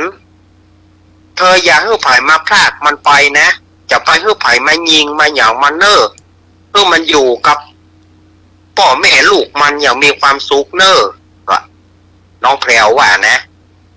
แล้วก็พอได้ข้ามมาน้องแพรวนี่ก็ลาปิกไป เมื่อปิกไปก็ได้ปะกับแม่แม่ก็ด่าเอา ได้ตึงด่าตึงตีทั้งน้องหนึ่งน้องขวัญนี่ก็บอกน่าเอ็นดูเนาะน้องแพรวนี่มีเงินมีอย่างสะปะสะปันแต่ว่าครอบครัวบ่มีความสุขอยู่มาแหมวันหนึ่งน้องหนึ่งน้องขวัญไปโรงเรียนพอขวายมาแล้วน้องแพรวก็กระหืดกระหอบเข้าไปในโรงเรียนครูก็ถามว่าเอ้าแพรวนี่อย่างวันนี้เธอถึงมาสายล่ะนี่อย่างบัดแต่งชุดนักเรียนมาน้องแพรวก็มาเคารพครูแล้วก็ไหว้กราบครูแล้วก็บอกว่าหนูจะมาลาออกเจ้าเอ้านี่อย่างจะต้องลาออกล่ะนี่อย่างล่ะทั้งหนึ่งทั้งขวัญก็บอกว่าแพรวนี่อย่างอันน่ะจะลาไปไหนแพรวจะลาไปไหนทางครูเพื่อนนักเรียนแล้วก็หนึ่งขวัญก็ปากันลุ่มถามน้องแพรวก็บอกว่าเพื่อนเอ๋ยฉันไปอยู่กับตากับยายครูเจ้าหนูจะไปอยู่กับตากับยายเจ้าเอ้าแล้วพ่อแม่ของเธอล่ะมีไหนอย่างถึงต้องไปอยู่กับตากับยายแล้วพ่อแม่ของเธอเหรอทีนี้น้องแพรวก็บ่ตอบน้องแพรวก็ให้ทีนี้ผู้เป็นตาก็เลยมาบอกแตนว่าครูครับพ่อแม่ของแพรวมันน่ะพ่อมันกับแม่มันละกันครอบครัวบ้านแตกสาแรกขาดพ่อมันก็ไปเอาเมียใหม่แม่มันก็ไปเอาผัวใหม่ผมก็เอ็นดูหลานก็เลยจะเอาหลานไปเลี้ยงครับบ้านทีนี้ก็เพื่อนนักเรียนตลอดถึงครูแล้วก็น้องหนึ่งน้องขวัญก็อวยพรเถอะไปอยู่กับตากับยายกระโจกดีนะแพรวถ้าผ่านมาก็แวะโรงเรียนเนอถ้าผ่านมาก็แวะบ้านฉันแหนมเนอเนาะแวะบ้านฉันแหนมเนอแพรวเนอน้องแพรวก็สั่งว่าหนึ่งขวัญ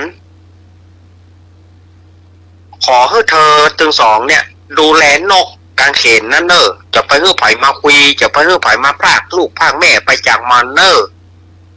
ฉันขอฝากไว้แล้วน้องแพรวเนี่ยก็ตุยตาไปเพื่อนกู้คนกับปากันให้เพื่ออินดูน้องแพรวอันนี้นิทานเรื่องเนี้ยเขาจะหารว่าบ้านสองหลัง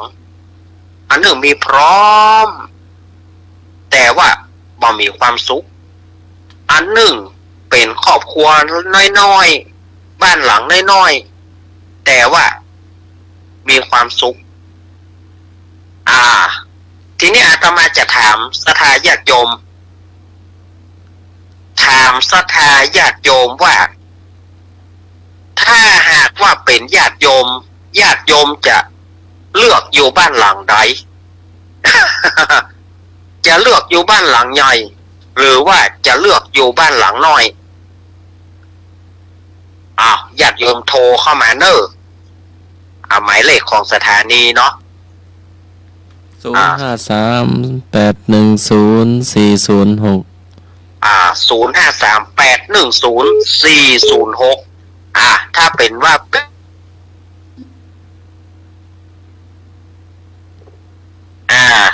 หลังน้อยมีความสุข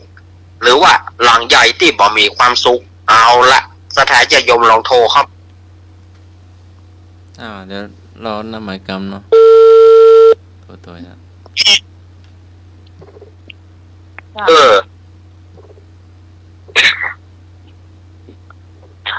ผู้ฟังก็โทรเข้ามาได้เลยเจ้าลองญาติโยมจะโท รมาได้เลยเนอะ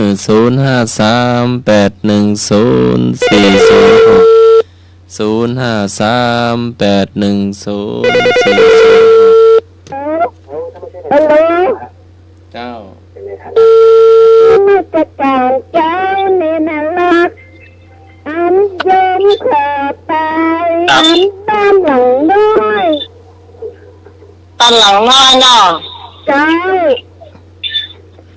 ไม่พอเยรวันเนาะ เจ้า จะเลือกอยู่บ้านหลังน้อย เอาบ้านหลังใหญ่เนี่ยเฮาก็ตุ่มไปอยู่ดู ไม่มีน้ำใจเนาะไม่มีน้ำใจลุงนุ้ยเอาหลังไหนนุ้ย เอาบ้านเล็กในป่าใหญ่เนาะ บ้านเล็กในป่าใหญ่นั่นเนาะ ครับอบอุ่นเนาะ บ้านเล็กในป่าใหญ่ครับ หลังใหญ่แล้วมันเบื่อไรโคตรโทษโอ้ บ้านให้หน่อยมันก็อยู่บ้านเล็กเลยมันมีบ้านใหญ่ ใหญ่แท้ทำไมเหมือนใหญ่แท้ในน้อย ครับผม อ้าว มันมีความสุขเอาไปหลังไม่ได้มันมีความสุขในการเนาะ ครับ ครับเอาหลังได้นะครับ ครับ บ้านหลังน้อยเนาะ ครับผม โลงโพงบ้านเล็กถูกละเลิกสถานจะยมยังถ้าเป็นเฮาก็จะเลือกบ้านน้อยนั้นนะครับ เอาอยู่บ้านน้อยเอาบอกครอบครัวมันมีความสุขกว่ากันนี่อันนั้นมีพระปะแต่บอกมีความสุขมีทุ่มเทียงกันทะเลาะเบาะแว้งกันเนี่ยก็ไปจะไปเอา ครับมี ก็แตกเดียวที่ ต้องมีธรรมะธรรมโมด้วยกันเนาะ ครับ นั่นน่ะเด้อ มีธรรมะธรรมโมอยู่ด้วยกันลำบาก มันอย่างว่า ศีลห้ามันต้องมีเนาะ ความหึงหนึ่ง ตาม ความหึงหวง ครับ ความหึงหวงแล้วก็อย่างนิดนี่แหละว่านะแกเพราะเราไม่เข้าใจกันนะแก ไม่มีฉันจึงไม่มีเธออ่ะ ครับมาเมียพิติมาเมียในอำเภอตรวจสอบครึ่งวันอ่ะด่าโอ้น้องก็มาได้ต่อ ประธานญาติโยมเนอวันพรุ่งนี้อาตมาจะตื่นแต่เจ้าเนอะพรุ่งนี้จะจัดรายการอยู่เนาะครับวันพรุ่งนี้คืนวันพรุ่งนี้ก็ค่อยปากกันแถมวันนี้ก็ขอบคุณท่านอาจารย์วิศวัฒน์นะครับผมขอบคุณท่านอาจารย์สมัครนะครับ ครับผมขอบคุณอา ขอ จารย์เนอะ อนุโมทนาบุญขอบคุณโยมปีพิสมัยผู้ดำเนินรายการ เจ้า หนุ่ยเดนเนอร์ ครับผมไม่ต่างครับญาติโยมจะไปหมุนขึ้นหนีไปไหนเถอะเนอะฟังรายการของเราต่อไป เดี๋ยววันนี้อาตมาลาก่อนจบดีเนอร์ขอเจริญพร ครับโอมสา เรื่อง ธุ การนี้มันจะหวานตอนท้ายๆชั่วโมง ครับ คนเขาไปรับเพื่อก็มันยุ่งยากอ่ะ เนี่ย ไปเที่ยวถามที่คนเถอะ ครับ เดี๋ยวก่อนเวลาได้เนี่ย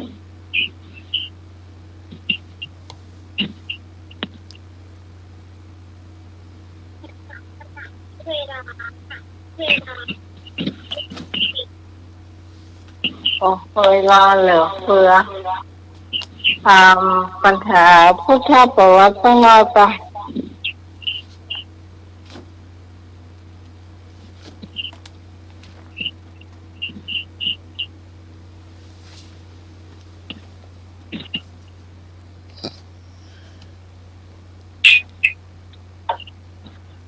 ถามว่า พระอานนท์ได้รับการบรรพชาอุปสมบทณสถานที่ใดก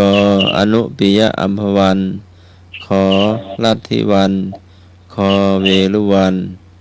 งอสารวัน พระอานนท์ได้รับการบรรพชาอุปสมบทณสถานที่ใดกอ อนุปิยะอัมพวัน ขอลัทธิวัน คอเวลุวัน งอสารวัน ครับผมเจอแล้วครับ 05381040069ครับมาแล้วหนึ่งกำลังใจ เจ้า เข้าใจครับเวรวันครับผม เวรุวันเนาะ ครับ ครับผม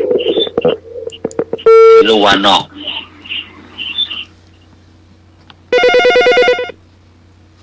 ครับผม สายสองสวัสดีเจ้า ลูกวัน ฮะ เวลูกวัน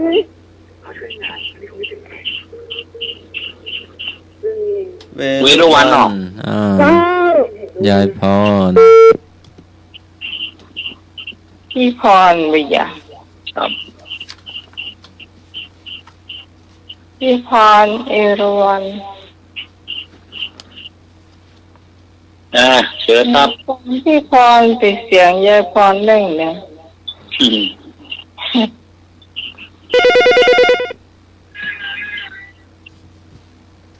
เจ้า เจ้าพี่พรเอาคอควายเวลูวันเจ้า เวรุ คอควายมือเขาเวรุวันนะเอา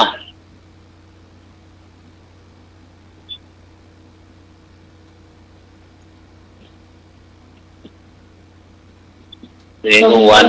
ตอบมาก็เป็นเวรุวันทั้งนั้นนี่ ครับ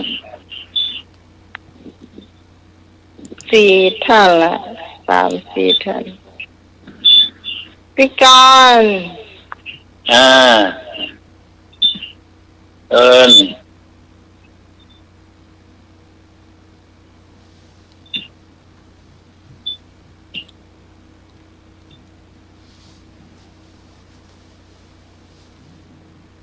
มีมก็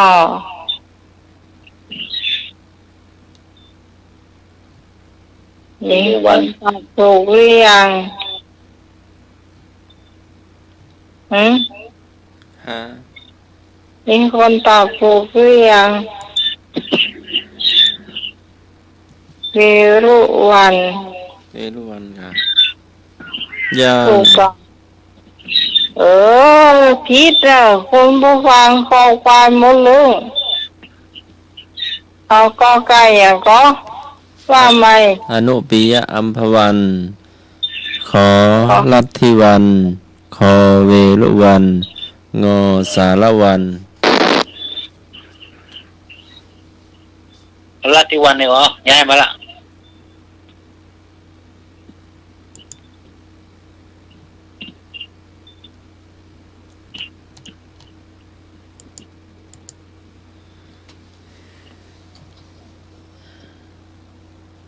ไม่ยาวอนุอัมพวัน อนุปิยะอัมพวันเนาะน้าใหม่ จ้า พระอานนท์ได้รับการบรรพชาอุปสมบทณสถานที่ใดตอบอนุปิยะอัมพวัน คือสวนมะม่วงในเขต อนุปิยะนิคม แขวงมันละชนบทที่พระมหาบุรุษพระพุทธเจ้าทรงพักแรม7 วันหลังจากออกบวชใหม่ๆ ก่อนเสด็จไปเมืองราชคฤห์ ส่วนนี้ยังเป็นสถานที่พระอนุรุทธะ พระอานนท์ พระอุบาลีพร้อมด้วยเจ้าชายสักยะวงศ์อีก5 องค์ออกบวช นี่ถูกแต่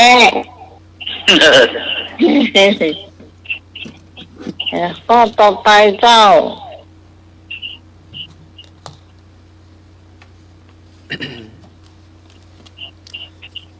พระราหุลเถระได้รับการยกย่องว่าเป็นผู้เลิศในด้านใด ก็ใคร่ในการศึกษาเล่าเรียน ขอมีปัญญามาก คอมีฤทธิ์มาก งอทรงผู้ดง พ พระราหุลเถระได้รับยกย่องว่าเป็นผู้เลิศในด้านใด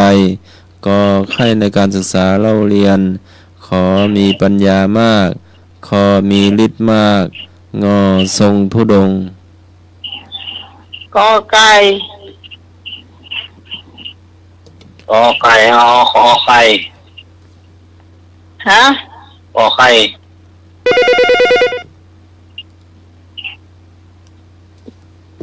กอกอไก่ จ้าพี่พรกอไก่เจ้า ตอนกอไก่กอไข่ ไม่เลยกอไก่จะมาขอย ขอไข่ อ้าวไม่พ แน่ อน อน มาใหม่เนอะแต่กี้จะว่าอะไรนะ ฮะฮะ แม่พรจะว่าอะไรต่อมาลูกตะกี้เลยวางสายไปแล้ว กอไก่ กอไก่น่ะกะ ครับ ตัวน้ำไหล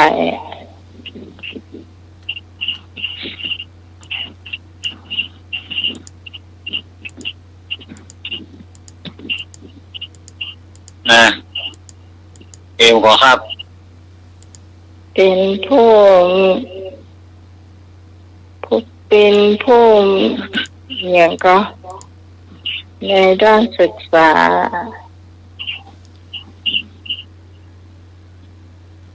เรียนรู้ในด้านศึกษาอ่อนอยู่หรอ เดินครับนี่แล้วกัน หมดแล้วเนาะ โอ้ย ราหุลฮะ มีแล้วกะอ๋อ นะไข่ห้อง เดี๋ยวไว้หน่วยเตาไฟอย่างขอ ขอไข่ครับ มี ปัญญา ลูกเดียวกอไก่กอไก่เด้อ ครับ จัง ขอไข่ ไก่เหมือนเดียวเห็นมั้ย ครับนะ ไข่ตุ่มตัวให้หน่วยอ่ะ อ๋อเนี่ยนะสว่าโคตรตัวนี่ก่อนให้ย่อยดักปิ้งหมดแล้วนะ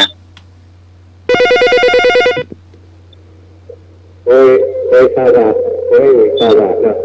ครับ สวัสดิ์ มาแล้วป่าซัง แน่ใจก็ฮะแน่ใจ100%ก่อตัวให้หน่วยเนี่ย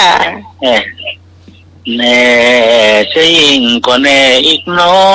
ง ก็เดี๋ยวมันจะได้ร้องเพลงเพลงหนึ่ง อีกาปูงก็ขอใครนะต้องให้นักปิ้งรับแล้วก็ต้องให้ เฉลย ให้นึกบุญทาวงศ์ โอ้ ไม่ลืมหรอก ราหุลเถระฮะ เบาไม่ริมเหรอเบาไม่ริมนักปิ้ง บ่าไม่ลืมหายไปไหน หลับแล้วกะ รับไปเอาที่ผมเที่ยวกาอย่างเมืองนอกกะ ว้าว แต่ไปเอาเมืองนอกโอ้โหไป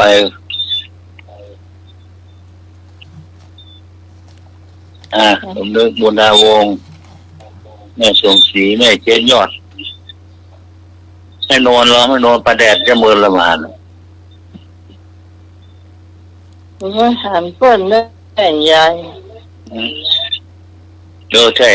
ได้ยินเสียง ลืมไป พอเปิ้นได้โชว์เศร้าเลย ไม่บุญหรอไม่บุญกับก้อนรับแล้วก็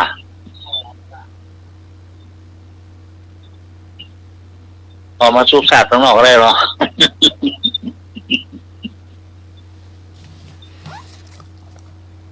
อ พระราหุลเถระได้รับยกย่องว่าเป็นผู้เลิศในด้านการศึกษาใครในการศึกษา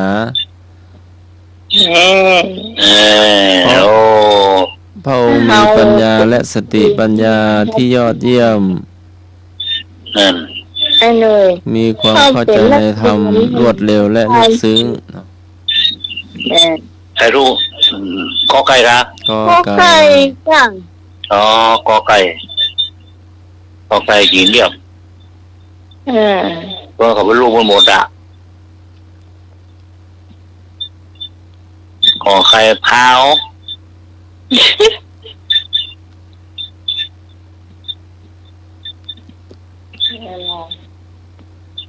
ประชาสัมพันธ์เนาะ ประชาสัมพันธ์จ้ะ เจ้า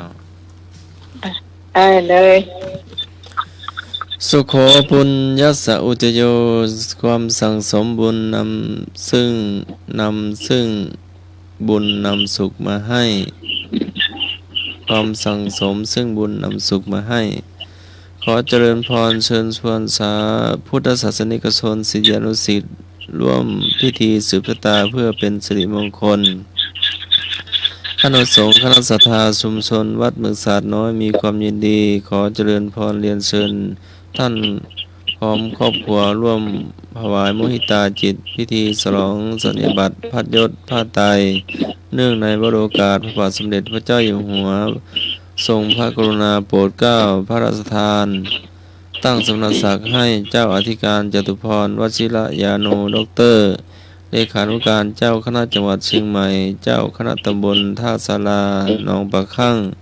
ผู้ช่วยเจ้าวาดวัดสันดอกพระอารามหลวงพระอุปชฌาย์วิสามัญพระอุปชฌาย์สามัญเป็นพระครูสัญญบัตรผู้ช่วยเจ้าวาดพระอารามหลวงที่พระครูบัณฑิตวชิราพรด็อกเตอร์ณวัดเมืองสาดน้อยตำบลหนองหอยอำเภอเมืองจังหวัดเชียงใหม่ในวันที่30มิถุนายนถึงวันที่2กรกฎาคม2568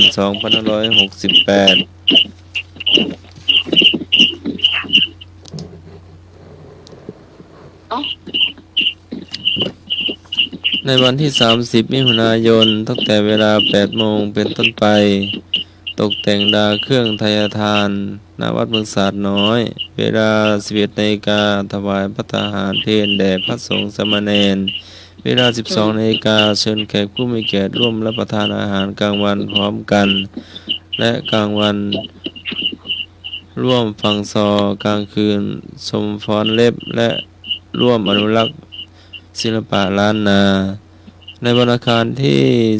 1 กรกฎาคม8 โมงเป็นต้นไปตกแต่งดาเครื่องทายทานณวัดเมืองสาดน้อยเวลา 11 นาฬิกาถวายภัตตาหารภัตตาหารเพลแด่พระภิกษุสงฆ์องค์คัสสามเณรเวลา 14 นาฬิกาพิธีบำเพ็ญกุศลทักขิณานุปทานบรรพชนครูบาอาจารย์เวลา 16 นาฬิกา 30 นาทีพิธีบำเพ็ญกุศลทักขิณานุปทานให้แก่บรรพชนครูบาอาจารย์กลางคืนชมลำวงย้อนยุคร่วมอนุรักษ์ศิลปะร่วมสมัยวันที่2 กรกฎาคมเวลา 9 นาฬิกา 29 นาทีคณะศรัทธาญาติโยมสาธุชนพร้อมกันณมณฑลพิธีพระครูบัณฑิตวชิราพรด็อกเตอร์จุดธูปเทียนบูชาพระรัตนตรัยไหว้พระสมาทานศีลประทานสงฆ์ให้ศีลพระครูบัณฑิตวชิราพรน้อมถวายเครื่องสักการะอ่านประกาศสัญญาบัตรมัคคทายกอาราธนาพระปริตรพระสงฆ์เจริญพุทธมนต์ศรีพุทธาหลวงถวายจตุปัจจัยทายทานแด่พระสงฆ์ประธานสงฆ์กล่าวสมโภชนียกถาอนุโมทนาถึงเวลาเศษนาฬิกาถวายภัตตาหารเพลแด่พระมหาเถรานุเถระพระสงฆ์องค์คัสสามเณรเวลา 12 นาฬิกาเชิญแขกผู้มีเกียรติรับประทานอาหารกลางวันพร้อมกันเป็นเสร็จพิธีในโอกาสนี้เจริญพรพุทธศาสนิกชนทุกท่านร่วมเป็นเจ้าภาพตามจิตเจตนาศรัทธา โทร0898354718ก็น้อม บอ มุ ก ทิตา ที สั ละ กการะ 3 ตัวกัน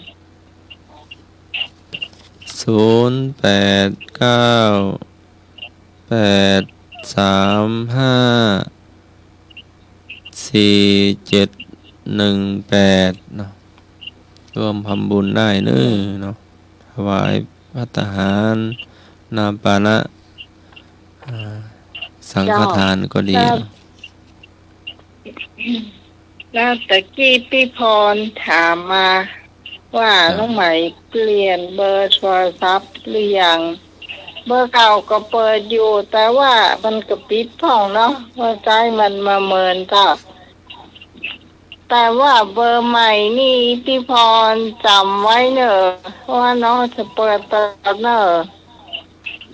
จะเปิดตลอดแล้วเสียงก็จะดังมากอยู่ตั้งไรก็ได้ยินนะ092เจ้า09290462327เจ้าฟังตันกับพี่พรเอราวัณหรือว่าแฟนรายการที่เคยจดเบอร์เอาไว้เบอร์เก่านะเจ้าเอาเบอร์นี้ไปนะเจ้า092นะเจ้าแล้วก็904-327เจ้าเบอร์นี้อยู่ไหนก็ได้ยินว่ามันจะบอกเลขตัวแล้วก็ดัง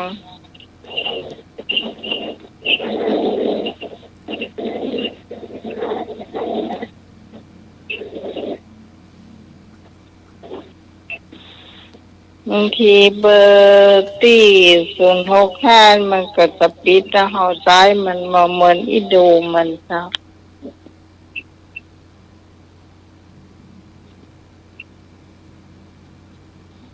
ถ้าจดบัตันจะได้พี่พรก็โทรมาเนอะผู้ฟังท่านไหนที่จำมาได้ก็โทรเข้ามาเนอะเจ้าเพราะว่าเจ้า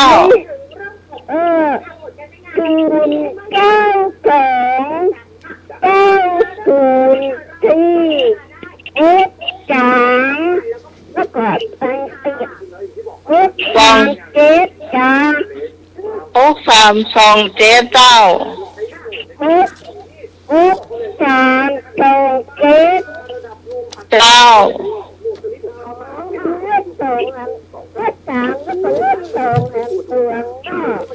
้า6327เจ้า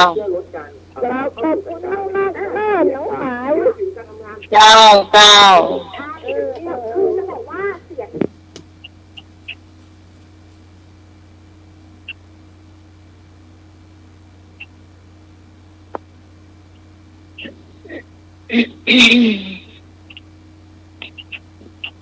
เวลามีงานก็จะได้ติดต่อหมายเลขนี้ได้นะเจ้าคุณผู้ฟังเอาก็ยังจัดหวังทำบุญกันอยู่เนาะโดยเฉพาะในวันที่9 สิงหานะเจ้าวันครบรอบ100 วันของพระมหาวิษณุจารุธรรมโมนะเจ้าก็เจ้าโรงทานไปร่วมอยู่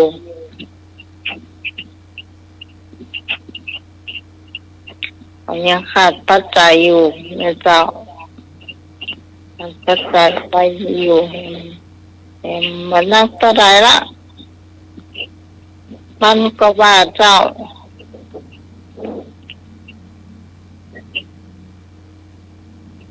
ก็เต้าที่ มันก็มีหมู่เดิมๆเมืองเฮานะเจ้าอันนี้ยอมรับเลยว่า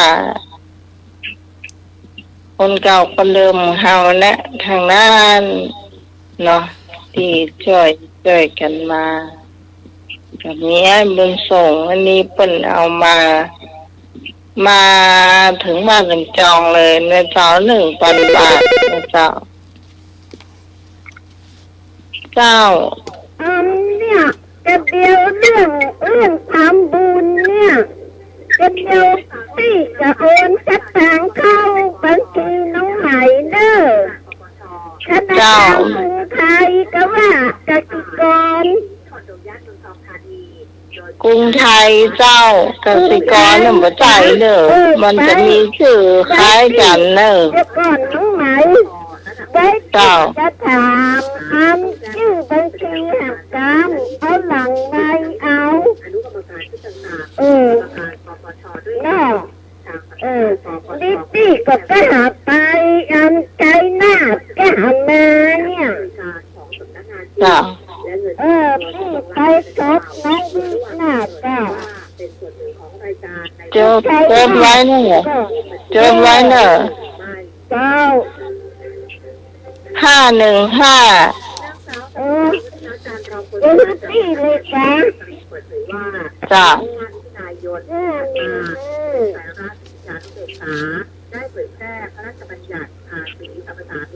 068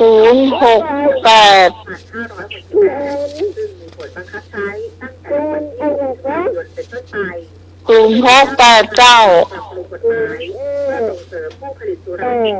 กรุงเทพ8นะ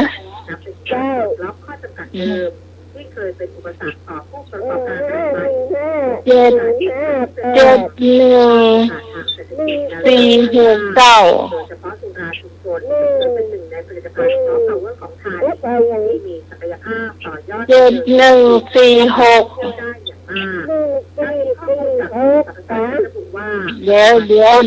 ี่พรฟังมันอย่างอื่นตัวมันสูญกันน้องได้ยินเสียงทีวีอยู่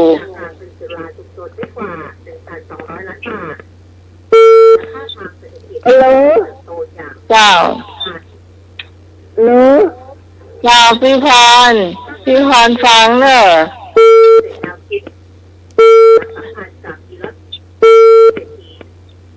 พี่พรมาฟังวิทยุดีกว่า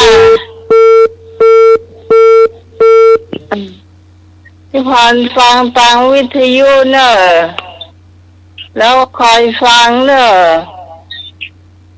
515-068-7146ตะกี้พี่พรฟังอย่างบ่ฮู้เนาะมันได้ยินเสียงมันสูญกันเนอะ515-068-7171เนอะ469ธนาคารกรุงไทยเจ้าเนี่ยถ้าเป็นโอนเข้ามาปุ๊บเนี่ยชื่อพิสมัยสุริโยรอนเจ้าจะขึ้นมาเลยเนาะ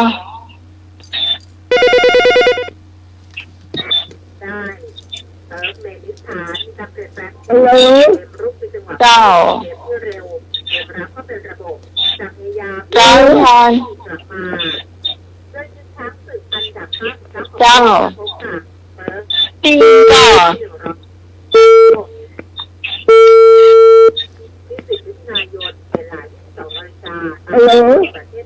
เจ้าพร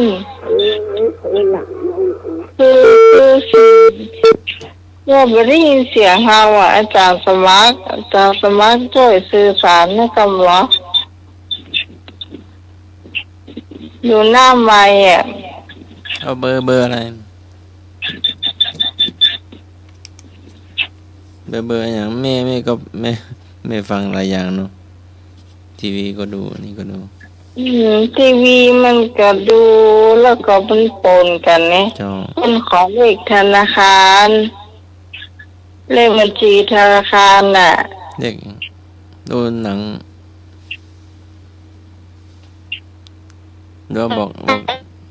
อกเลย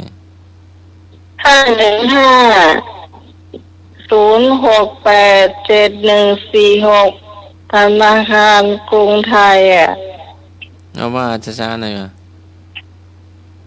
จากสมัครกระจดเลยจะมี515อะไรครับ 515-068-7146ธนาคารกรุงไทย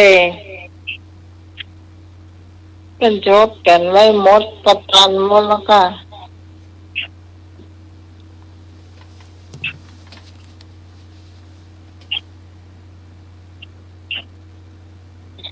แกฟังหลายอย่างจะปะหูเรื่องแล้วถ้าปิ๊กลงนะคะ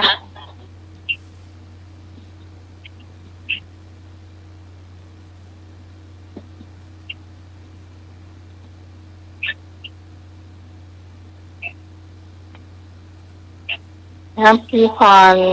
ปลาเศร้า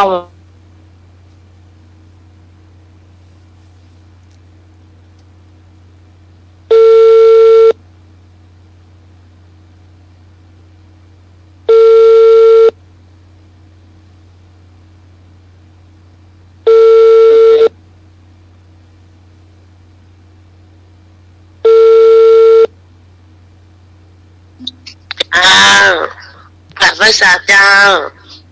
เจ้าพี่พรอัน จ้า เดี๋ยวขอประกาศหน่อยหนึ่งเนาะว่าตีเงินตีอยู่ตีน้องประเดี๋ยวนี่ก็สามีของไอ้บุญทรง1,000นะเจ้าของพี่พรเอราวัณ140 บาทเจ้าของพี่ตอง100นะเจ้าก็ของน้องไหม500นะเจ้า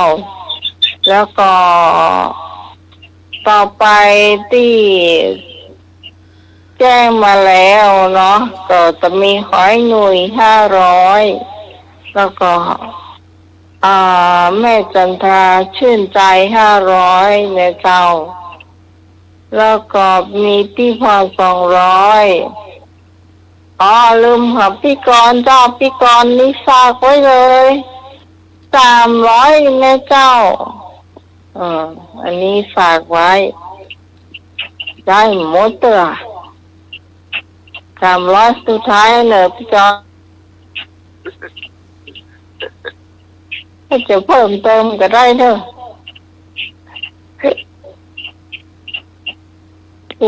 ถ้าถูกหวยนะเอาให้เนอะพี่จอนเนอะโชคดีบ่อยๆ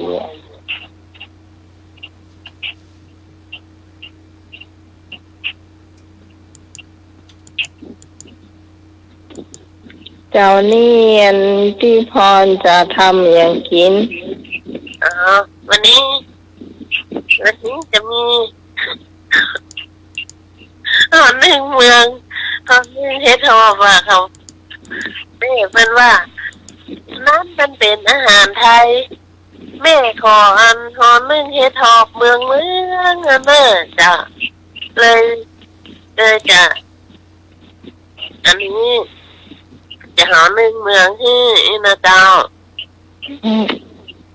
เฮ็ดทอบก็เริ่มจากแก่ละอ่อนๆแก่เตื้อ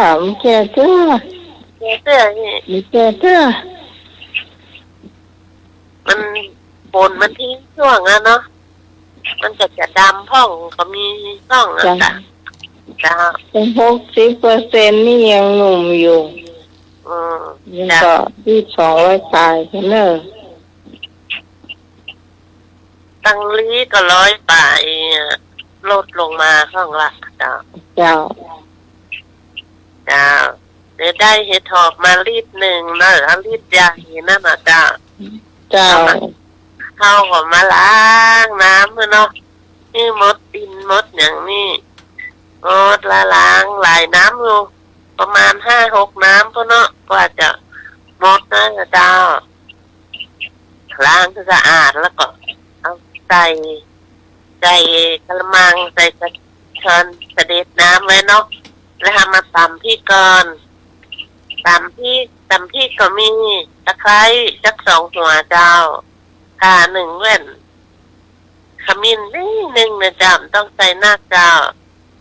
แล้วก็มีพริกโรยสัก5 เม็ดนะพริกใหญ่สัก2 เม็ดเป็น7 เม็ดเลยเจ้าแล้วก็ใส่พวกไว้นะเจ้าหั่นอย่างตะไคร้ก็หั่นปล่อยเลยนะเจ้าใส่พวกไว้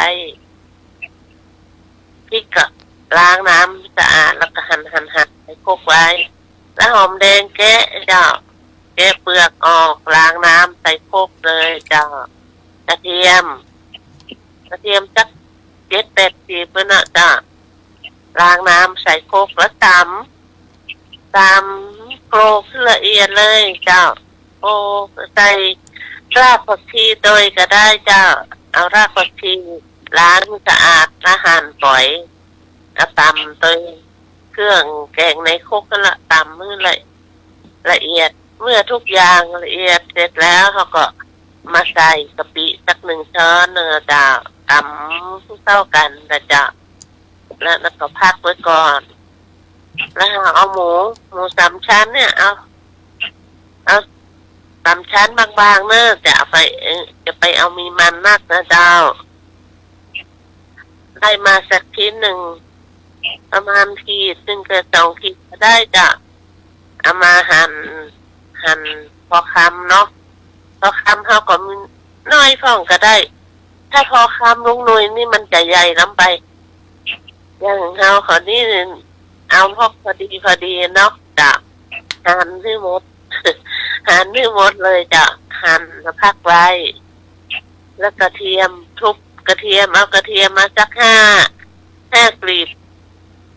ทุบให้ละเอียดสับมาจ้ะเอาไว้เจียวจ้าตั้งว่าน้ำมัน ในน้ำมันน้อยหนึ่งสัก1 ช้อนนะจ้าพอน้ำมันร้อนเอากระเทียมที่เราสับทุ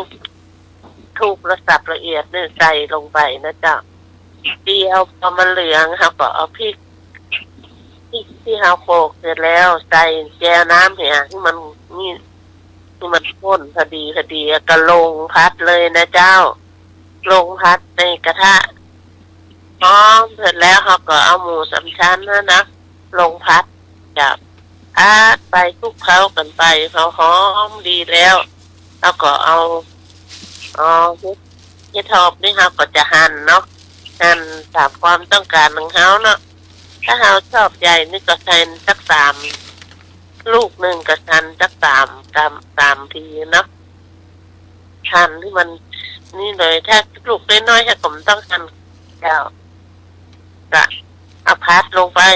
จะเอาคั่วรวมกันหั่นเลยจ้ะคั่วเสร็จแล้วรวมกันไปกะพอดีว่าก็เอามาปรุงรสเจ้าใส่รสดีหน่อยชิ้นรสแค่1เจ้าพวกเขาพัดไปเมื่อกะว่าอันนี้เข้ากันดีเรียบร้อยแล้วก็เอาผักชีต้นหอมนะเจ้าล้างสะอาดลงไปเลยนะจ้า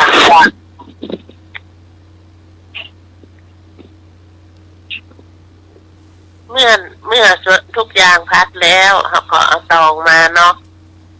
เอาใบตองหั่นฉีกพอเราสักกะว่าพอ1เนี่ยนะคะใช้ตอง2 ชั้นซ้อนกันนะจ๊ะแล้วก็ตักอันเห็ดที่เขาพัดนั่นนะใส่ลง1 ทัพพีหรือทัพพีครึ่งก็ได้จ้ะเอาห่อไปจนเตี้ยงมดเลยมดอันที่เขาพัดนั่นนะจ้ะเมื่อมันหมดเสร็จแล้วเขาก็เอาใส่นั่งซึ้งเลยครับตั้งเอาซึ้งใส่น้ำก้นตองซึ้งแล้วใส่น้ำแล้วก็จันใส่แอลกอฮอล์1 เดือนนั้นนึ่งไปประมาณสัก45 นาทีจ้ะ45 นาทีแล้วก็เมื่อครบเวลา45 นาทีแล้วก็ปิดไฟละไว้นะจ๊ะเวลาจะกินถ้าก็เต อันนึงใส่ถ้วยเลยนะเจ้าใส่ถ้วยห่อหนึ่งเอามาตะราง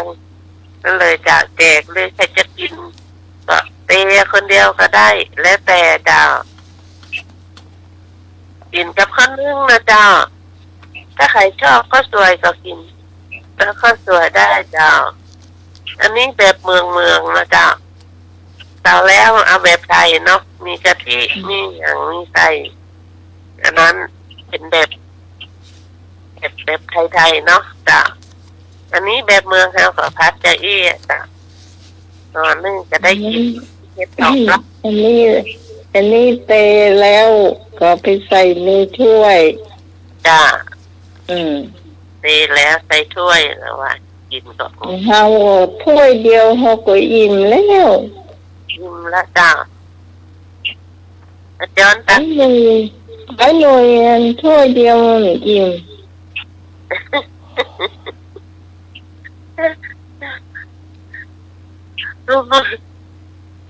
แล้วแต่สภาพร่างกายของแต่ละคนนะน้องไหม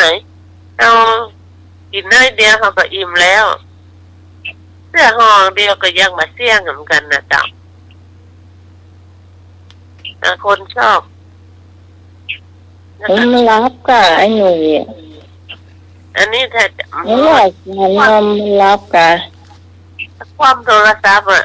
ไม่ได้ยินเสียงแมงนะไหนแซฟว่าถ้าจะหลุด จับไปย่ำได้ยิน ถ้าจะหลับก็เสียงนกร้อง จ้ะ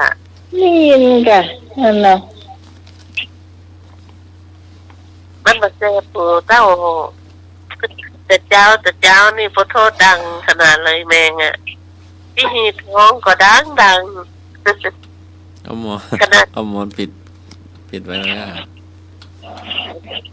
ขนาด ได้ไม่รับว่าได้ รับมารับ อ๋อ เออ มารับครับ เสียงแมง ลูกเรื่องเจ้าหูเรื่อง อันเล่าขวัญอ่ะ ครับไปยังเอาหมดเด้อ เพิ่นให้กินเฮ็ดทอพอเดียวอิ่มว่ะ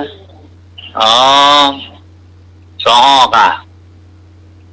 เดี๋ยวนี่มันพอแล้วเนอะ บอกพอ เออ ท่านหนึ่งโง่ ใช่ว่ะ อ๋อโอ้ถวายแว่นนะเตะทอต่างๆนั่นน่ะเนาะ จ้า ท่านหนึ่งมันพอน่ะบดท่อ โตอันหนึ่ง หัวมือเตะเอาจุดเป็นห้องเขาลงเลยล่ะ จ้า อ้าวมันต้องใส่ถ้วยนะเฮทอบนะนึ่งเฮทอบเลยกีก็ร้องอ่ะกีก็ตองน่ะล โอ้ มันดูตั้งอาจารย์ตักคุยเขาต้องใจช่วยมันดูตั้งสติ ช่วย มันเป็นห่อนะครับ มันไม่ต้อง เอาใส่ถ้วยบะลำละเอาเตะครับกินกับตองและล เออ วันนี้มันใช่มันดูตั้งอาจารย์ตักอ่ะใส่เรา ำห้ามจ้อนหรอกเพื่อนห้ามจ้อนแต่ว่านะใช้หัวไม่มืออย่างเดียว อ๋อ ใหญ่ข้าวไม่ได้ใหญ่เอาอะไรจะสู้ได้เยอะเนาะ แล้วก็อันอย่างลุงนุ้ยนี่มันแบบเปิบสมัยโบราณ เนาะ เข้าลุ้นดีเลยเนาะ ครับ จ้ะ อ่ะกินตัวเปล่าตัวเนาะพัดท่อโอ้ เดี๋ยว หัวไม่มือหัวนิ้วจี้สู้เข้าไปปากมันน่ะ ทุกวันสมัยโบราณน้องเพิ่นได้ใจ5 นิ้ว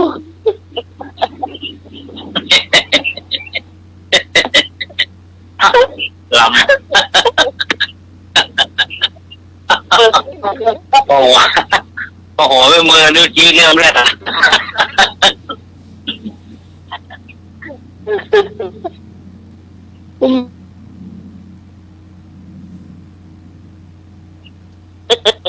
โอ้โง่ขนาดโง่นะโคตรยังไม่ได้บีบเลยนะกำมาอยู่อ่ะ โอ้ก็นอนไปสุโขทัยเพิ่นมีจอนหูเพิ่นมีจอนกลางเนาะ เดินนะ ใช้เปิด ทุก โอ้ตาย เพิ่มที่มีจอนหรอกอ๋อ แม่นคนมีก๊อกน้ำอย่าง มี เงี้ย ข้าวกับมืออ่ะตัวหญิงก็ข้าวเจ้าอ่ะ โอ้ยตา โท ย ษโทษโทษโทษลำเลยปะท้อ อยู่3 วันหมอมหวานมางานต้องมาต่อติดเข้าเนี่ย เอามือกุดน้ำพริกใส่ข้าวศูนย์ปีบใส่ปากอ่ะ ใช่ได้ตายตาย ปีกเธอหญิงเหรอ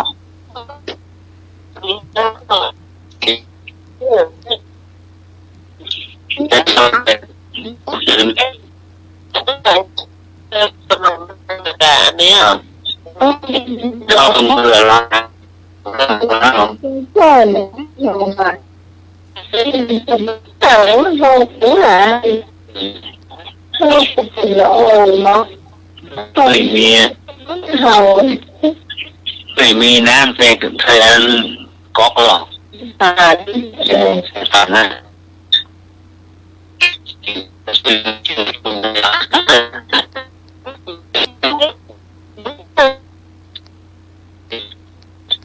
ผ้าเช็ดมือมีหรอโคนฝืนนะ2 คนหรอกเนี่ย3 คนก็2 ผืนนะ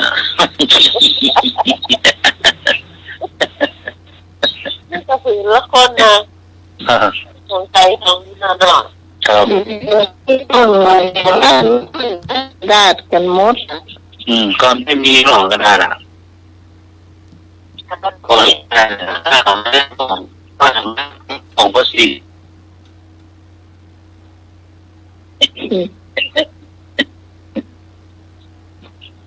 ถ้าสีแจงพ่องซักว่าตากกันหรอกที่เข้าเสียเพราะว่าซักหรอก เนี่ย ตาก จะสมัครรู้จักเจง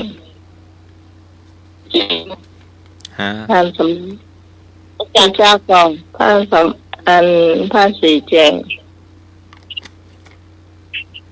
บักจานสมาบอกเกิดเตี้ย ฮะ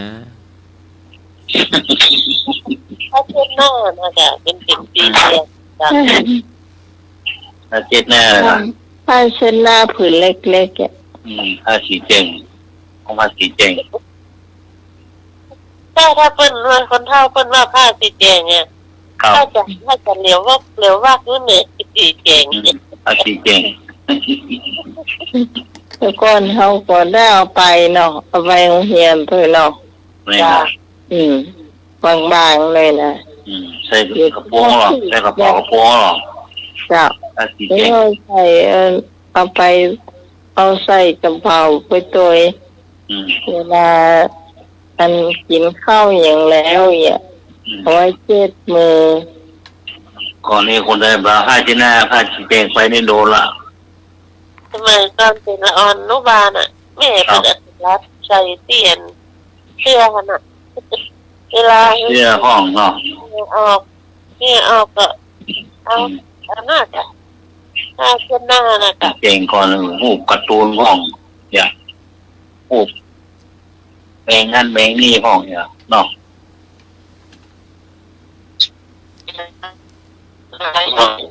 ตอนเราต้องเจ็ดปากห้องเนี่ยตาเสื้ออย่างมาเจ็ดปาก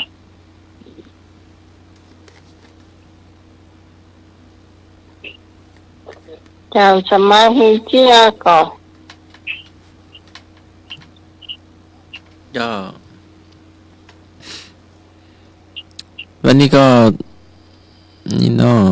ฉลองบันไดพญานาคเนาะวัดฝายหิน ก็หลวงพ่อพระครูโกสิตปริยัติยพรมาเป็นประธานสงฆ์เนาะพ่อพระครูสมุวิศวัตรวรกิจโจพระเจ้าวาดวัดฝายหินเนาะนำพระสงฆ์สวดพระพุทธมนต์เนาะแล้วก็หลวงพ่อเจ้าคณะตำบลให้โอวาทตัวเนาะแล้วก็โยมป้าสุเนาะนำศรัทธาบูรณะเนาะบูรณะ บันไดพญานาคแล้วก็ตัวนาคตัวเนาะใส่ป้ายเจิมป้ายชื่อศรัทธาที่ร่วมทำบุญมีจ้างฟ้อนตัวเนาะมีโรงทานตัวมีเกียรติบัตรมอบให้ตัวเนาะ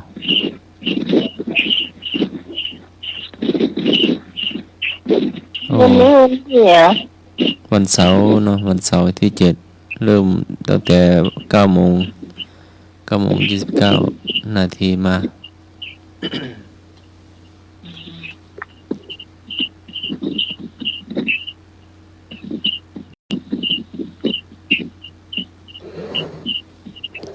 เป็นชื่อแต่โยมแม่ชื่อนางกันจกรยศสมบัติเนาะเป็นลูกแม่ชีลิ้ววัดไฟเห็นเนาะก็อยู่ติดวัดนี่แหละเนาะ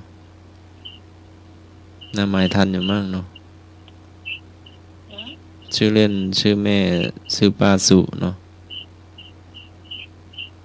ก็ร่วมกันเนาะเป็นลูกแม่ชีลิ้วเนาะนางกันจกรยศสมบัติ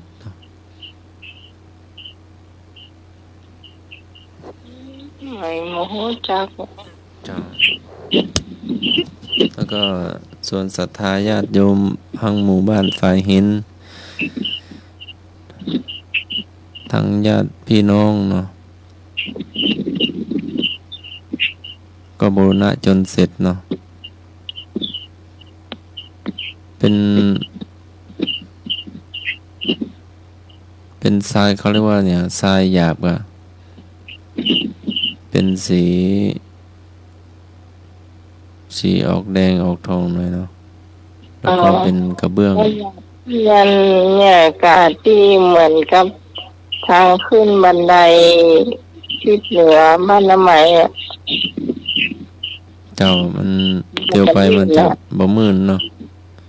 คนเฒ่าคนแก่คนหนุ่ม บ่มืดมีหาวเกาะเตยอ่ะ ใช่มีเฮาเกาะ2ฝั่งตัวถ้าใส่แต่กระเบื้องเอาหมดมันมื่นเนาะเห็นดูคนเฒ่าฝนตกจะใส่กระเบื้องเป็นวงเป็นที่มันงามนี่จ้ะใช่เพราะมีปลายหยาบก็รับไปแม่นถ้าอาจารย์สมัครก็นึกหาบันไดบ้านละไหมขึ้นทางที่เหนือก็เป็นงานเจ้าแม่นถ้าบ่ใส่หยาบมันมื่นเนาะลาดปูนบ่ได้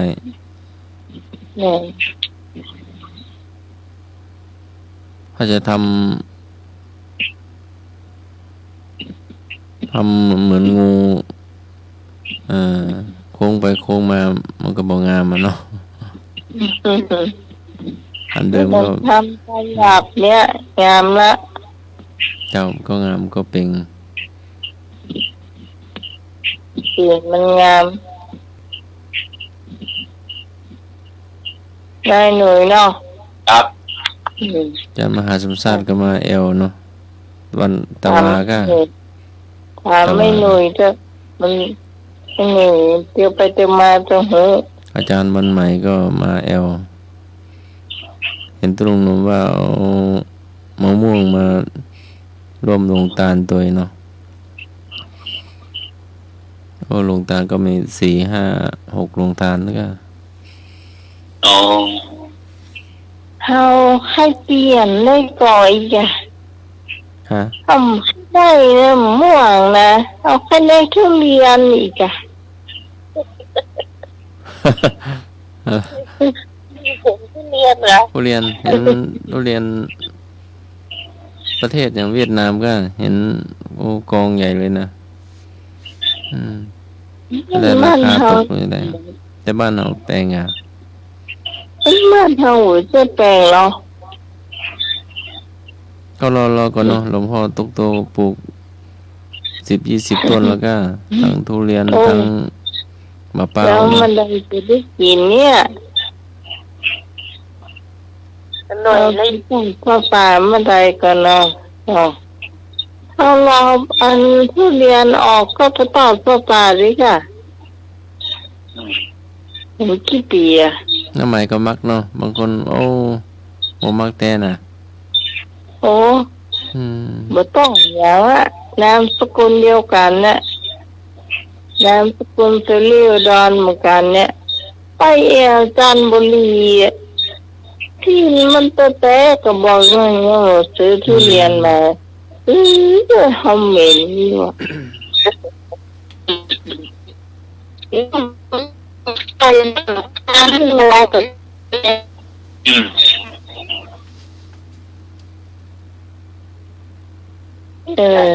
แต่ว่ารถมันถึงถึงเลยพอถึงแล้วมันจะใส่หลังรถมันจะอัพเยอะเนาะ มีข้อกินมันเสียงร้อนอากาศต้องให้เราก็ต้อง คนต้นชอบอ่ะเนาะ เน้นคนมาถูกลมอ่ะก็ดีหน่อยนะอ๋อ ครับรถไก่เมาหัวเนาะ เน้นลมอ่ะอ๋อ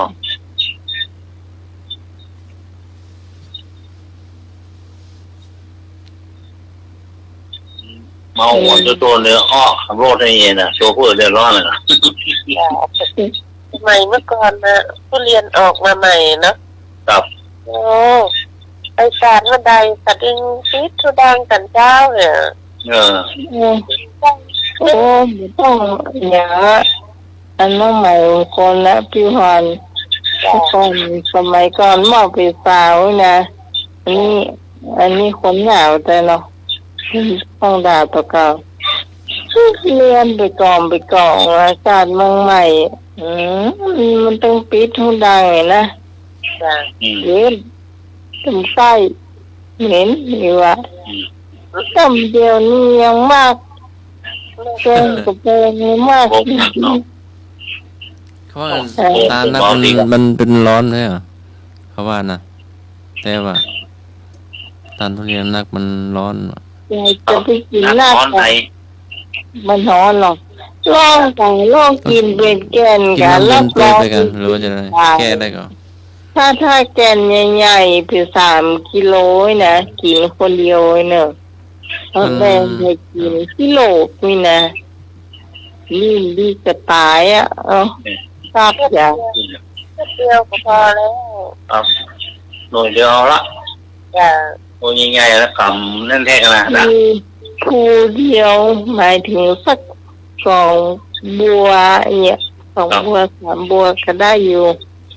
แต่ว่ากินเป็น ในน้อยนะพ่อท้องเนื้อมันหนักอย่าง ยากินเป็นแกนเลยปวดท้อง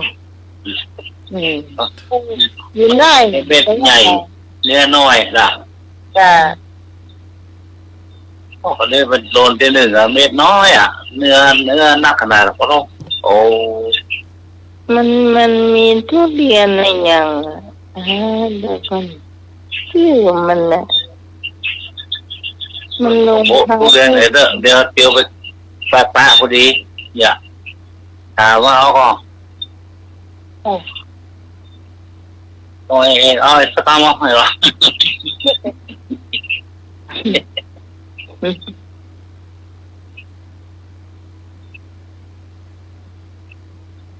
เอาสักพวงก็กินโอ้เม็ดมันแห้ง เม็ดน้อยเนี่ยเม็ดมันเป็นแบนเนี่ย โอ้หนาสุดอ่ะกินนะโอ้นี่ยิงไก่นะยิงเอาไปเล่นอ่ะ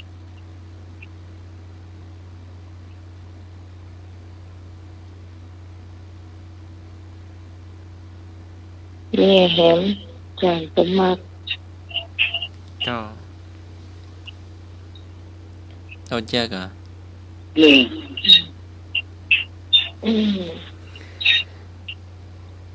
แต่ว่าเนี่ยนอนเหล่าเจียให้หลานฟังแกก่อนไปเยี่ยมแม่แกที่โรงพยาบาลเนาะแล้วพอดีแกไปซื้ออันเนี่ยกะ ชาเป็นที่เป็นกล้องดูดนะเขานึกถึงอันนี้แล้วเขาก็เลยเล่าแกฟังให้หัวนี่มีไหนขณะที่ยังไม่ได้เยี่ยมแม่แต่มันมา3 โมงเนาะ ครับ แกก็เลยว่าพูดกันไปก่อนเนี่ยค่ะ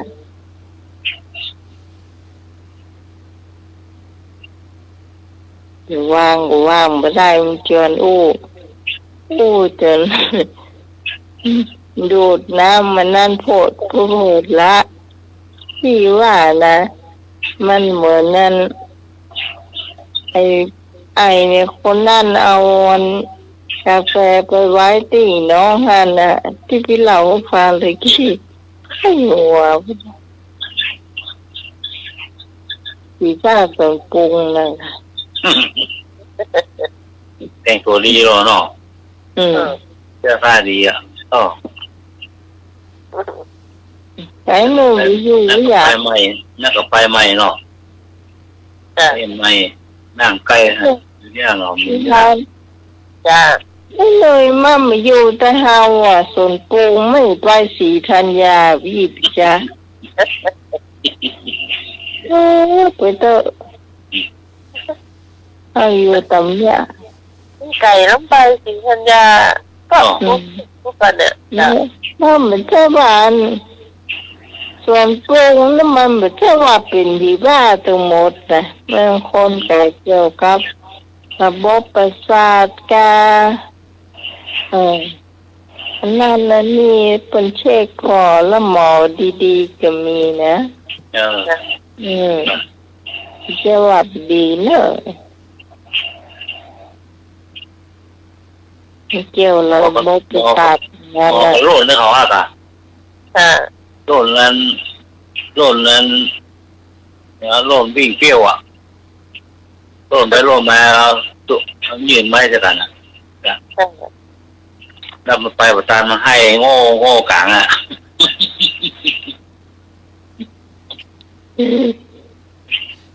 ตรงต่อไม้กันนั่นนะครับ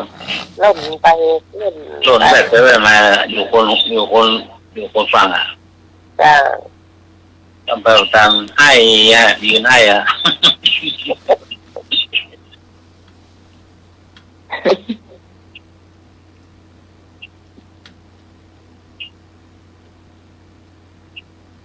จะเป็นมากมีไปให้อย่างเดี๋ยวกับชนะแล้วรอเหรอชนะเลยไปอาดรองัววะไปหางัววะถ้าหางกายวะ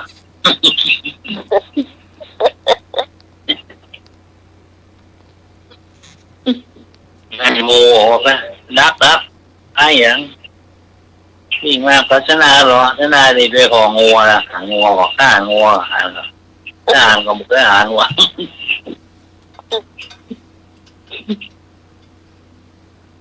ตาน้องไปของงัว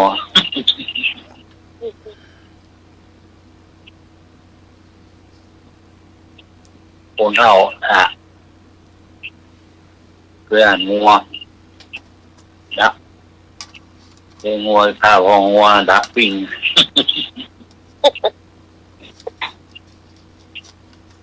มาอย่าอ้อไปอย่าอ้อตามสมาครับอย่างอ้อพรุ่งนี้วัดฝายหินมีนัดหยัง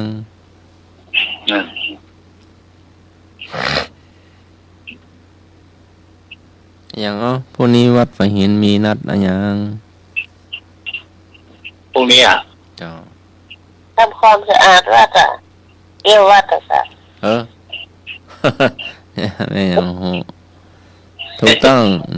นัดเที่ยววัดพอวันที่9 บ่ายโมงคณะกรรมการตรวจเยี่ยมวัด5 สเนาะมาเยี่ยมให้กำลังใจเนาะตัวนี้เป็น5 สอ่ะวัดเจ๊กะเที่ยวแหมเนาะใบไม้ขี้โคอย่างเงี้ยเนาะ5 สเนาะจ้า ก็นัดเท่าที่ต้องสาบานพาเนนแต่วัน ตรวจหมดเนาะตรวจ ที่ ความสะอาด จะ หมดเรียบร้อยเนาะ วันที่9นี่พอศิลาโรงเรียนบ้านเชิงดอยก็จะพาลูกนักเรียนมาต้อนรับเนาะ20 คนเนาะ ครับ แต่ก็เกรงใจนะเนาะ ครับ ต้อนรับแล้วก็อาจจะกลับไปเรียนหนังสือกันเนาะ อืม ดูแลแล้วแต่เนาะ หมู่ฐานะสุขเอาไว้เลย ชาติสุขอ่ะ อ๋อ ก็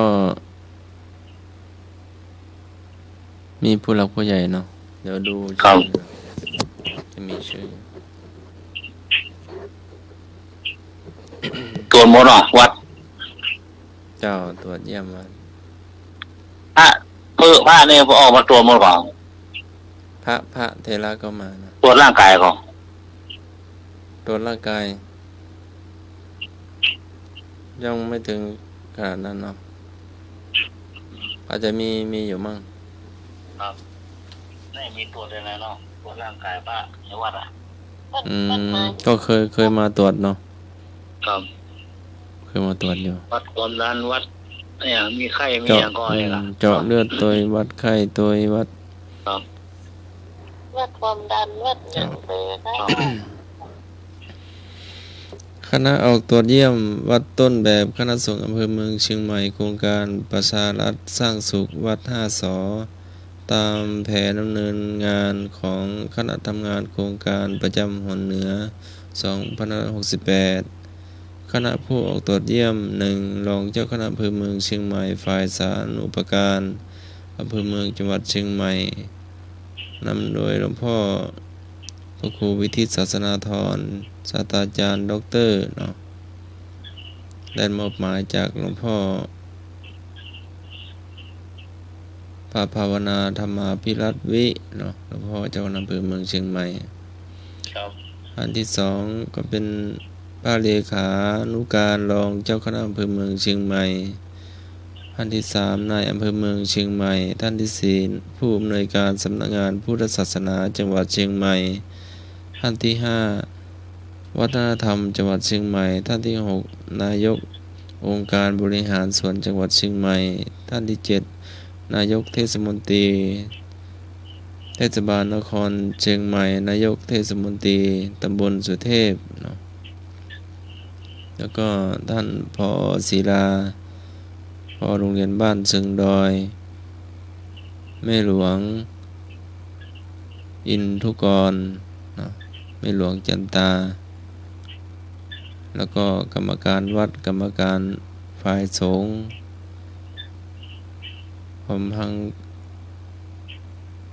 ทางมหาวิทยาลัยเชียงใหม่ตัวเนาะ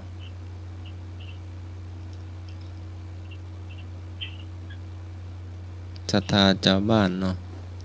คณะกรรมการวัดเนาะก็ทนายก้อยก็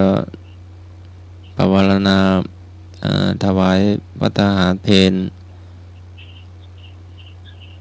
หมูทอดน้ำพริกดาแดงอ่ะเจ้า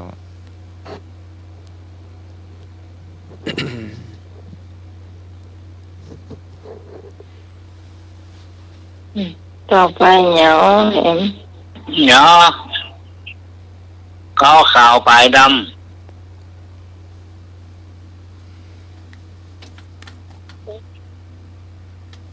ผมงอก ำถูกต้องเนาะนี่มันเชื่อกรรมนี่มันเชื่อกรรมหยาบเลยนี่เป็นเงินของทุกโรงห้องแล้วหัวอย่างรอบร่างขา ว้าวควายน้อยดูดนมแม่มัน ถูกต้อง อย่างจังหวัดอย่างที่ไปกับสิงจักเตื้อวันเลยอะไรเอ่ยเดินไม่ได้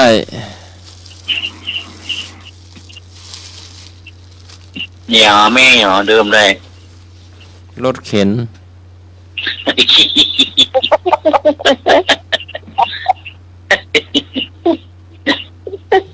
อะไรเอ่ยโทรศัพท์อะไรเอ่ยชอบเดิน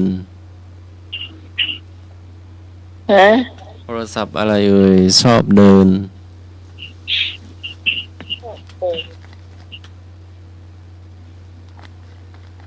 โทรศัพท์เนี่ยชอบเดิน เจ้า โทรศัพท์พระเนน โทรศัพท์มือถือเพราะชื่อบอลบอกว่ามือถือพกไปเดินไปได้ทุกที่ โอ้หลวงพ่อเป็นวัดหลวงที่เดี๋ยวนี้คนยืนนะ เป็นวัดหลวงที่หนีคนยืน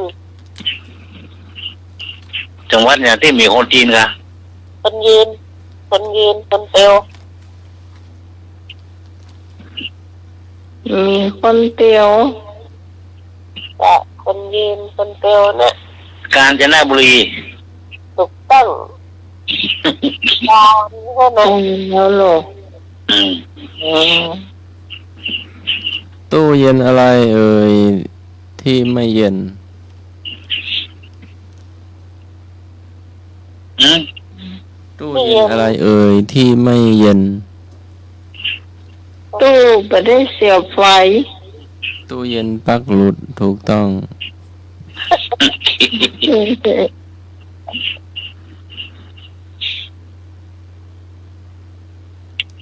อย่างที่เสียบไฟมันก็ไม่ร้อนไงที่จะไปเย็นไง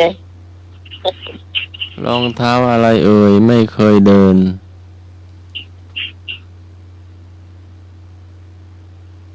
รองเท้าเนี่ยบ่เคยเดิน มันขาด รองเท้าในตู้เพราะเก็บอยู่ในตู้บ่ได้เดิน เออ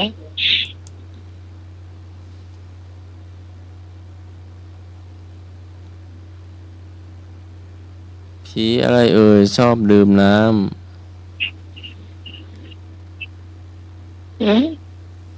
ดีบุ้งกินน้ ำผีฮ้อนว่ะ ำฮะ ขี่ฮ้อน มีห้าง อืม มือถืออะไรเอ่ยไม่มีคนใจ มีสีเสือมือถือลูก มือถือแบตหมดว่ะ เออ ลุก็ได้เนาะได้ ลูก ลูกแต่เป็ดมดเขายังเติมได้เยอะ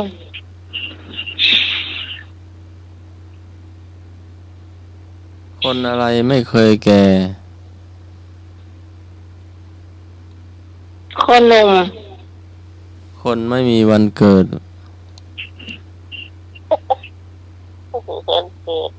โลอะไรเอ่ยนอนทั้งวันแต่ไม่มีใครกล้านอนตัวย คนตาย เจ้าลงศพ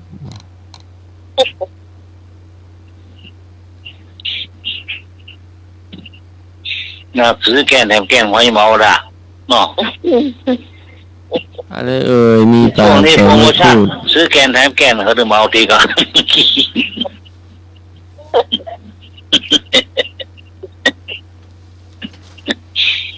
เจ้าว่าช่วงนี้โปรโมชั่นนะ มันก็ได้ไงนะผมเปิด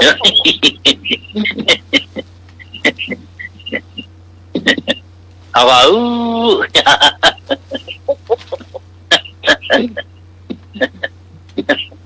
ใกล้ยังบ่ใกล้อะเป็นไป3-4ว่าบ่ ด้านใหม่แต่เนาะไม่ได้แค่นะ พอกลัวได้ใกล้ ใช่เยอะ เดี๋ยวคนทำไม่ได้นอนคนนอนไม่ได้ท ลงศพเลยค่ะ ำนะ ลง มันเริ่ม ศ ไป พ ที่5ดอกชื่อเริ่มไปแล้วค่ะผมเนาะ ผมไปได้ค่ะ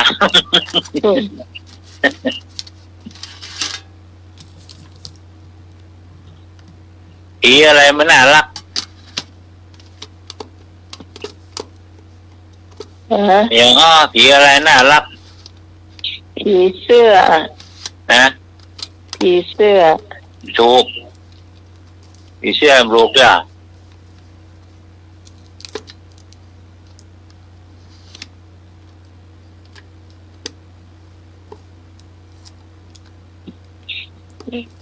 เดี๋ยวกัน หืม เฉลยต้องให้ถามต่อเอาแล้ว ผีไข้หัว ผีอะไรไม่เคยโกรธคน ไม่เคยโกรธใครสักที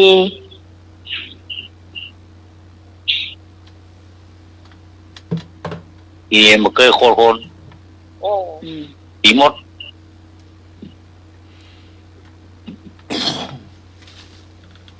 ใช่ ผีคลายเครียด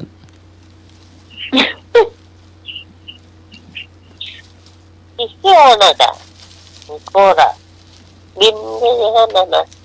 ผีวะ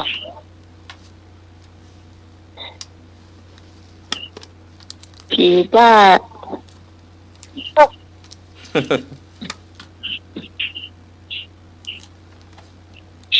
หมอ เมื่อคนแผลว่าแค่หัวอยู่วันข้ามไปแล้ว โอ้เตโร อย่าท่าได้โกรธนะคุณแม่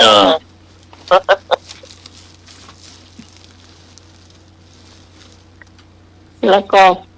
พระอะไรไม่เคยโกรธใครพระพุทธรูป พระอภัยมณี ฮะ พระอภัยมณี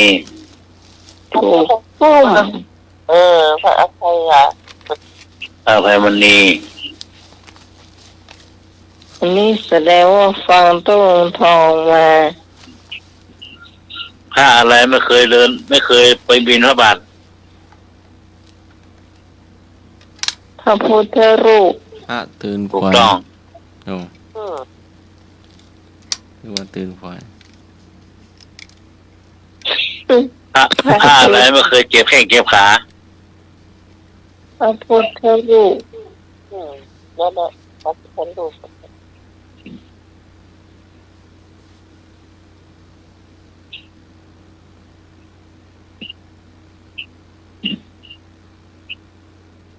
พระไม่มีโรค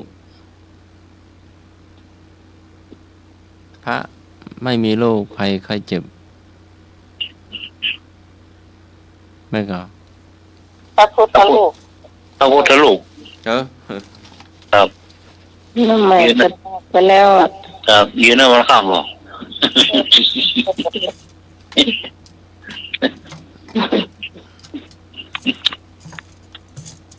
เที่ยงคืนแล้ว หมดครับนั่นที่บ้านแล้วเนาะ มันไหมันจะ ครับประมาณแล้วเนาะ จะ เวลาของเวลาแล้ว ตัวถามพี่พรหน่อย อันคุณตังตะปูนก็ฟังรายการธรรมะใครเครียดเนาะแล้ววันเสาร์ที่สถานีเฮาไล่กันลุกแล้วเปิ้นก็ยังฟังอยู่ แต่เปิ้นยังมาโทรเข้ามาต้าโทรกันนี่เจ้าจะได้ก็ฝากโทรเข้ามาตัวเนอะถ้าฟังอยู่นะครับโทรมาวันใหม่ก็ได้เจ้า ครับ ดีตอนหัดนะเจ้าเนาะ ครับ คือฟังอย่างเดียวเนอะเพราะว่า นี่มาของเก่าๆแล้วมาแจมกับของ เดี๋ยวนี้ไปถึงไหนนะเจ้าคนจัดรายการเป็นจะใดนะเจ้าเนาะ ของที่มาควมแล้วไงแล้วของเนาะรุ่นหลังนี่หู ก็ต้องขอบคุณที่เอาไปอู้ตามสถานีแล้วพี่พรได้ฟังพอดีเนาะ ครับ ก็ว่าเป็นอย่างเจ้ามันหมดเสียหายว่าช ทางเทคนิคจริงๆก็เป็นอาจารย์วิศวัตเนาะ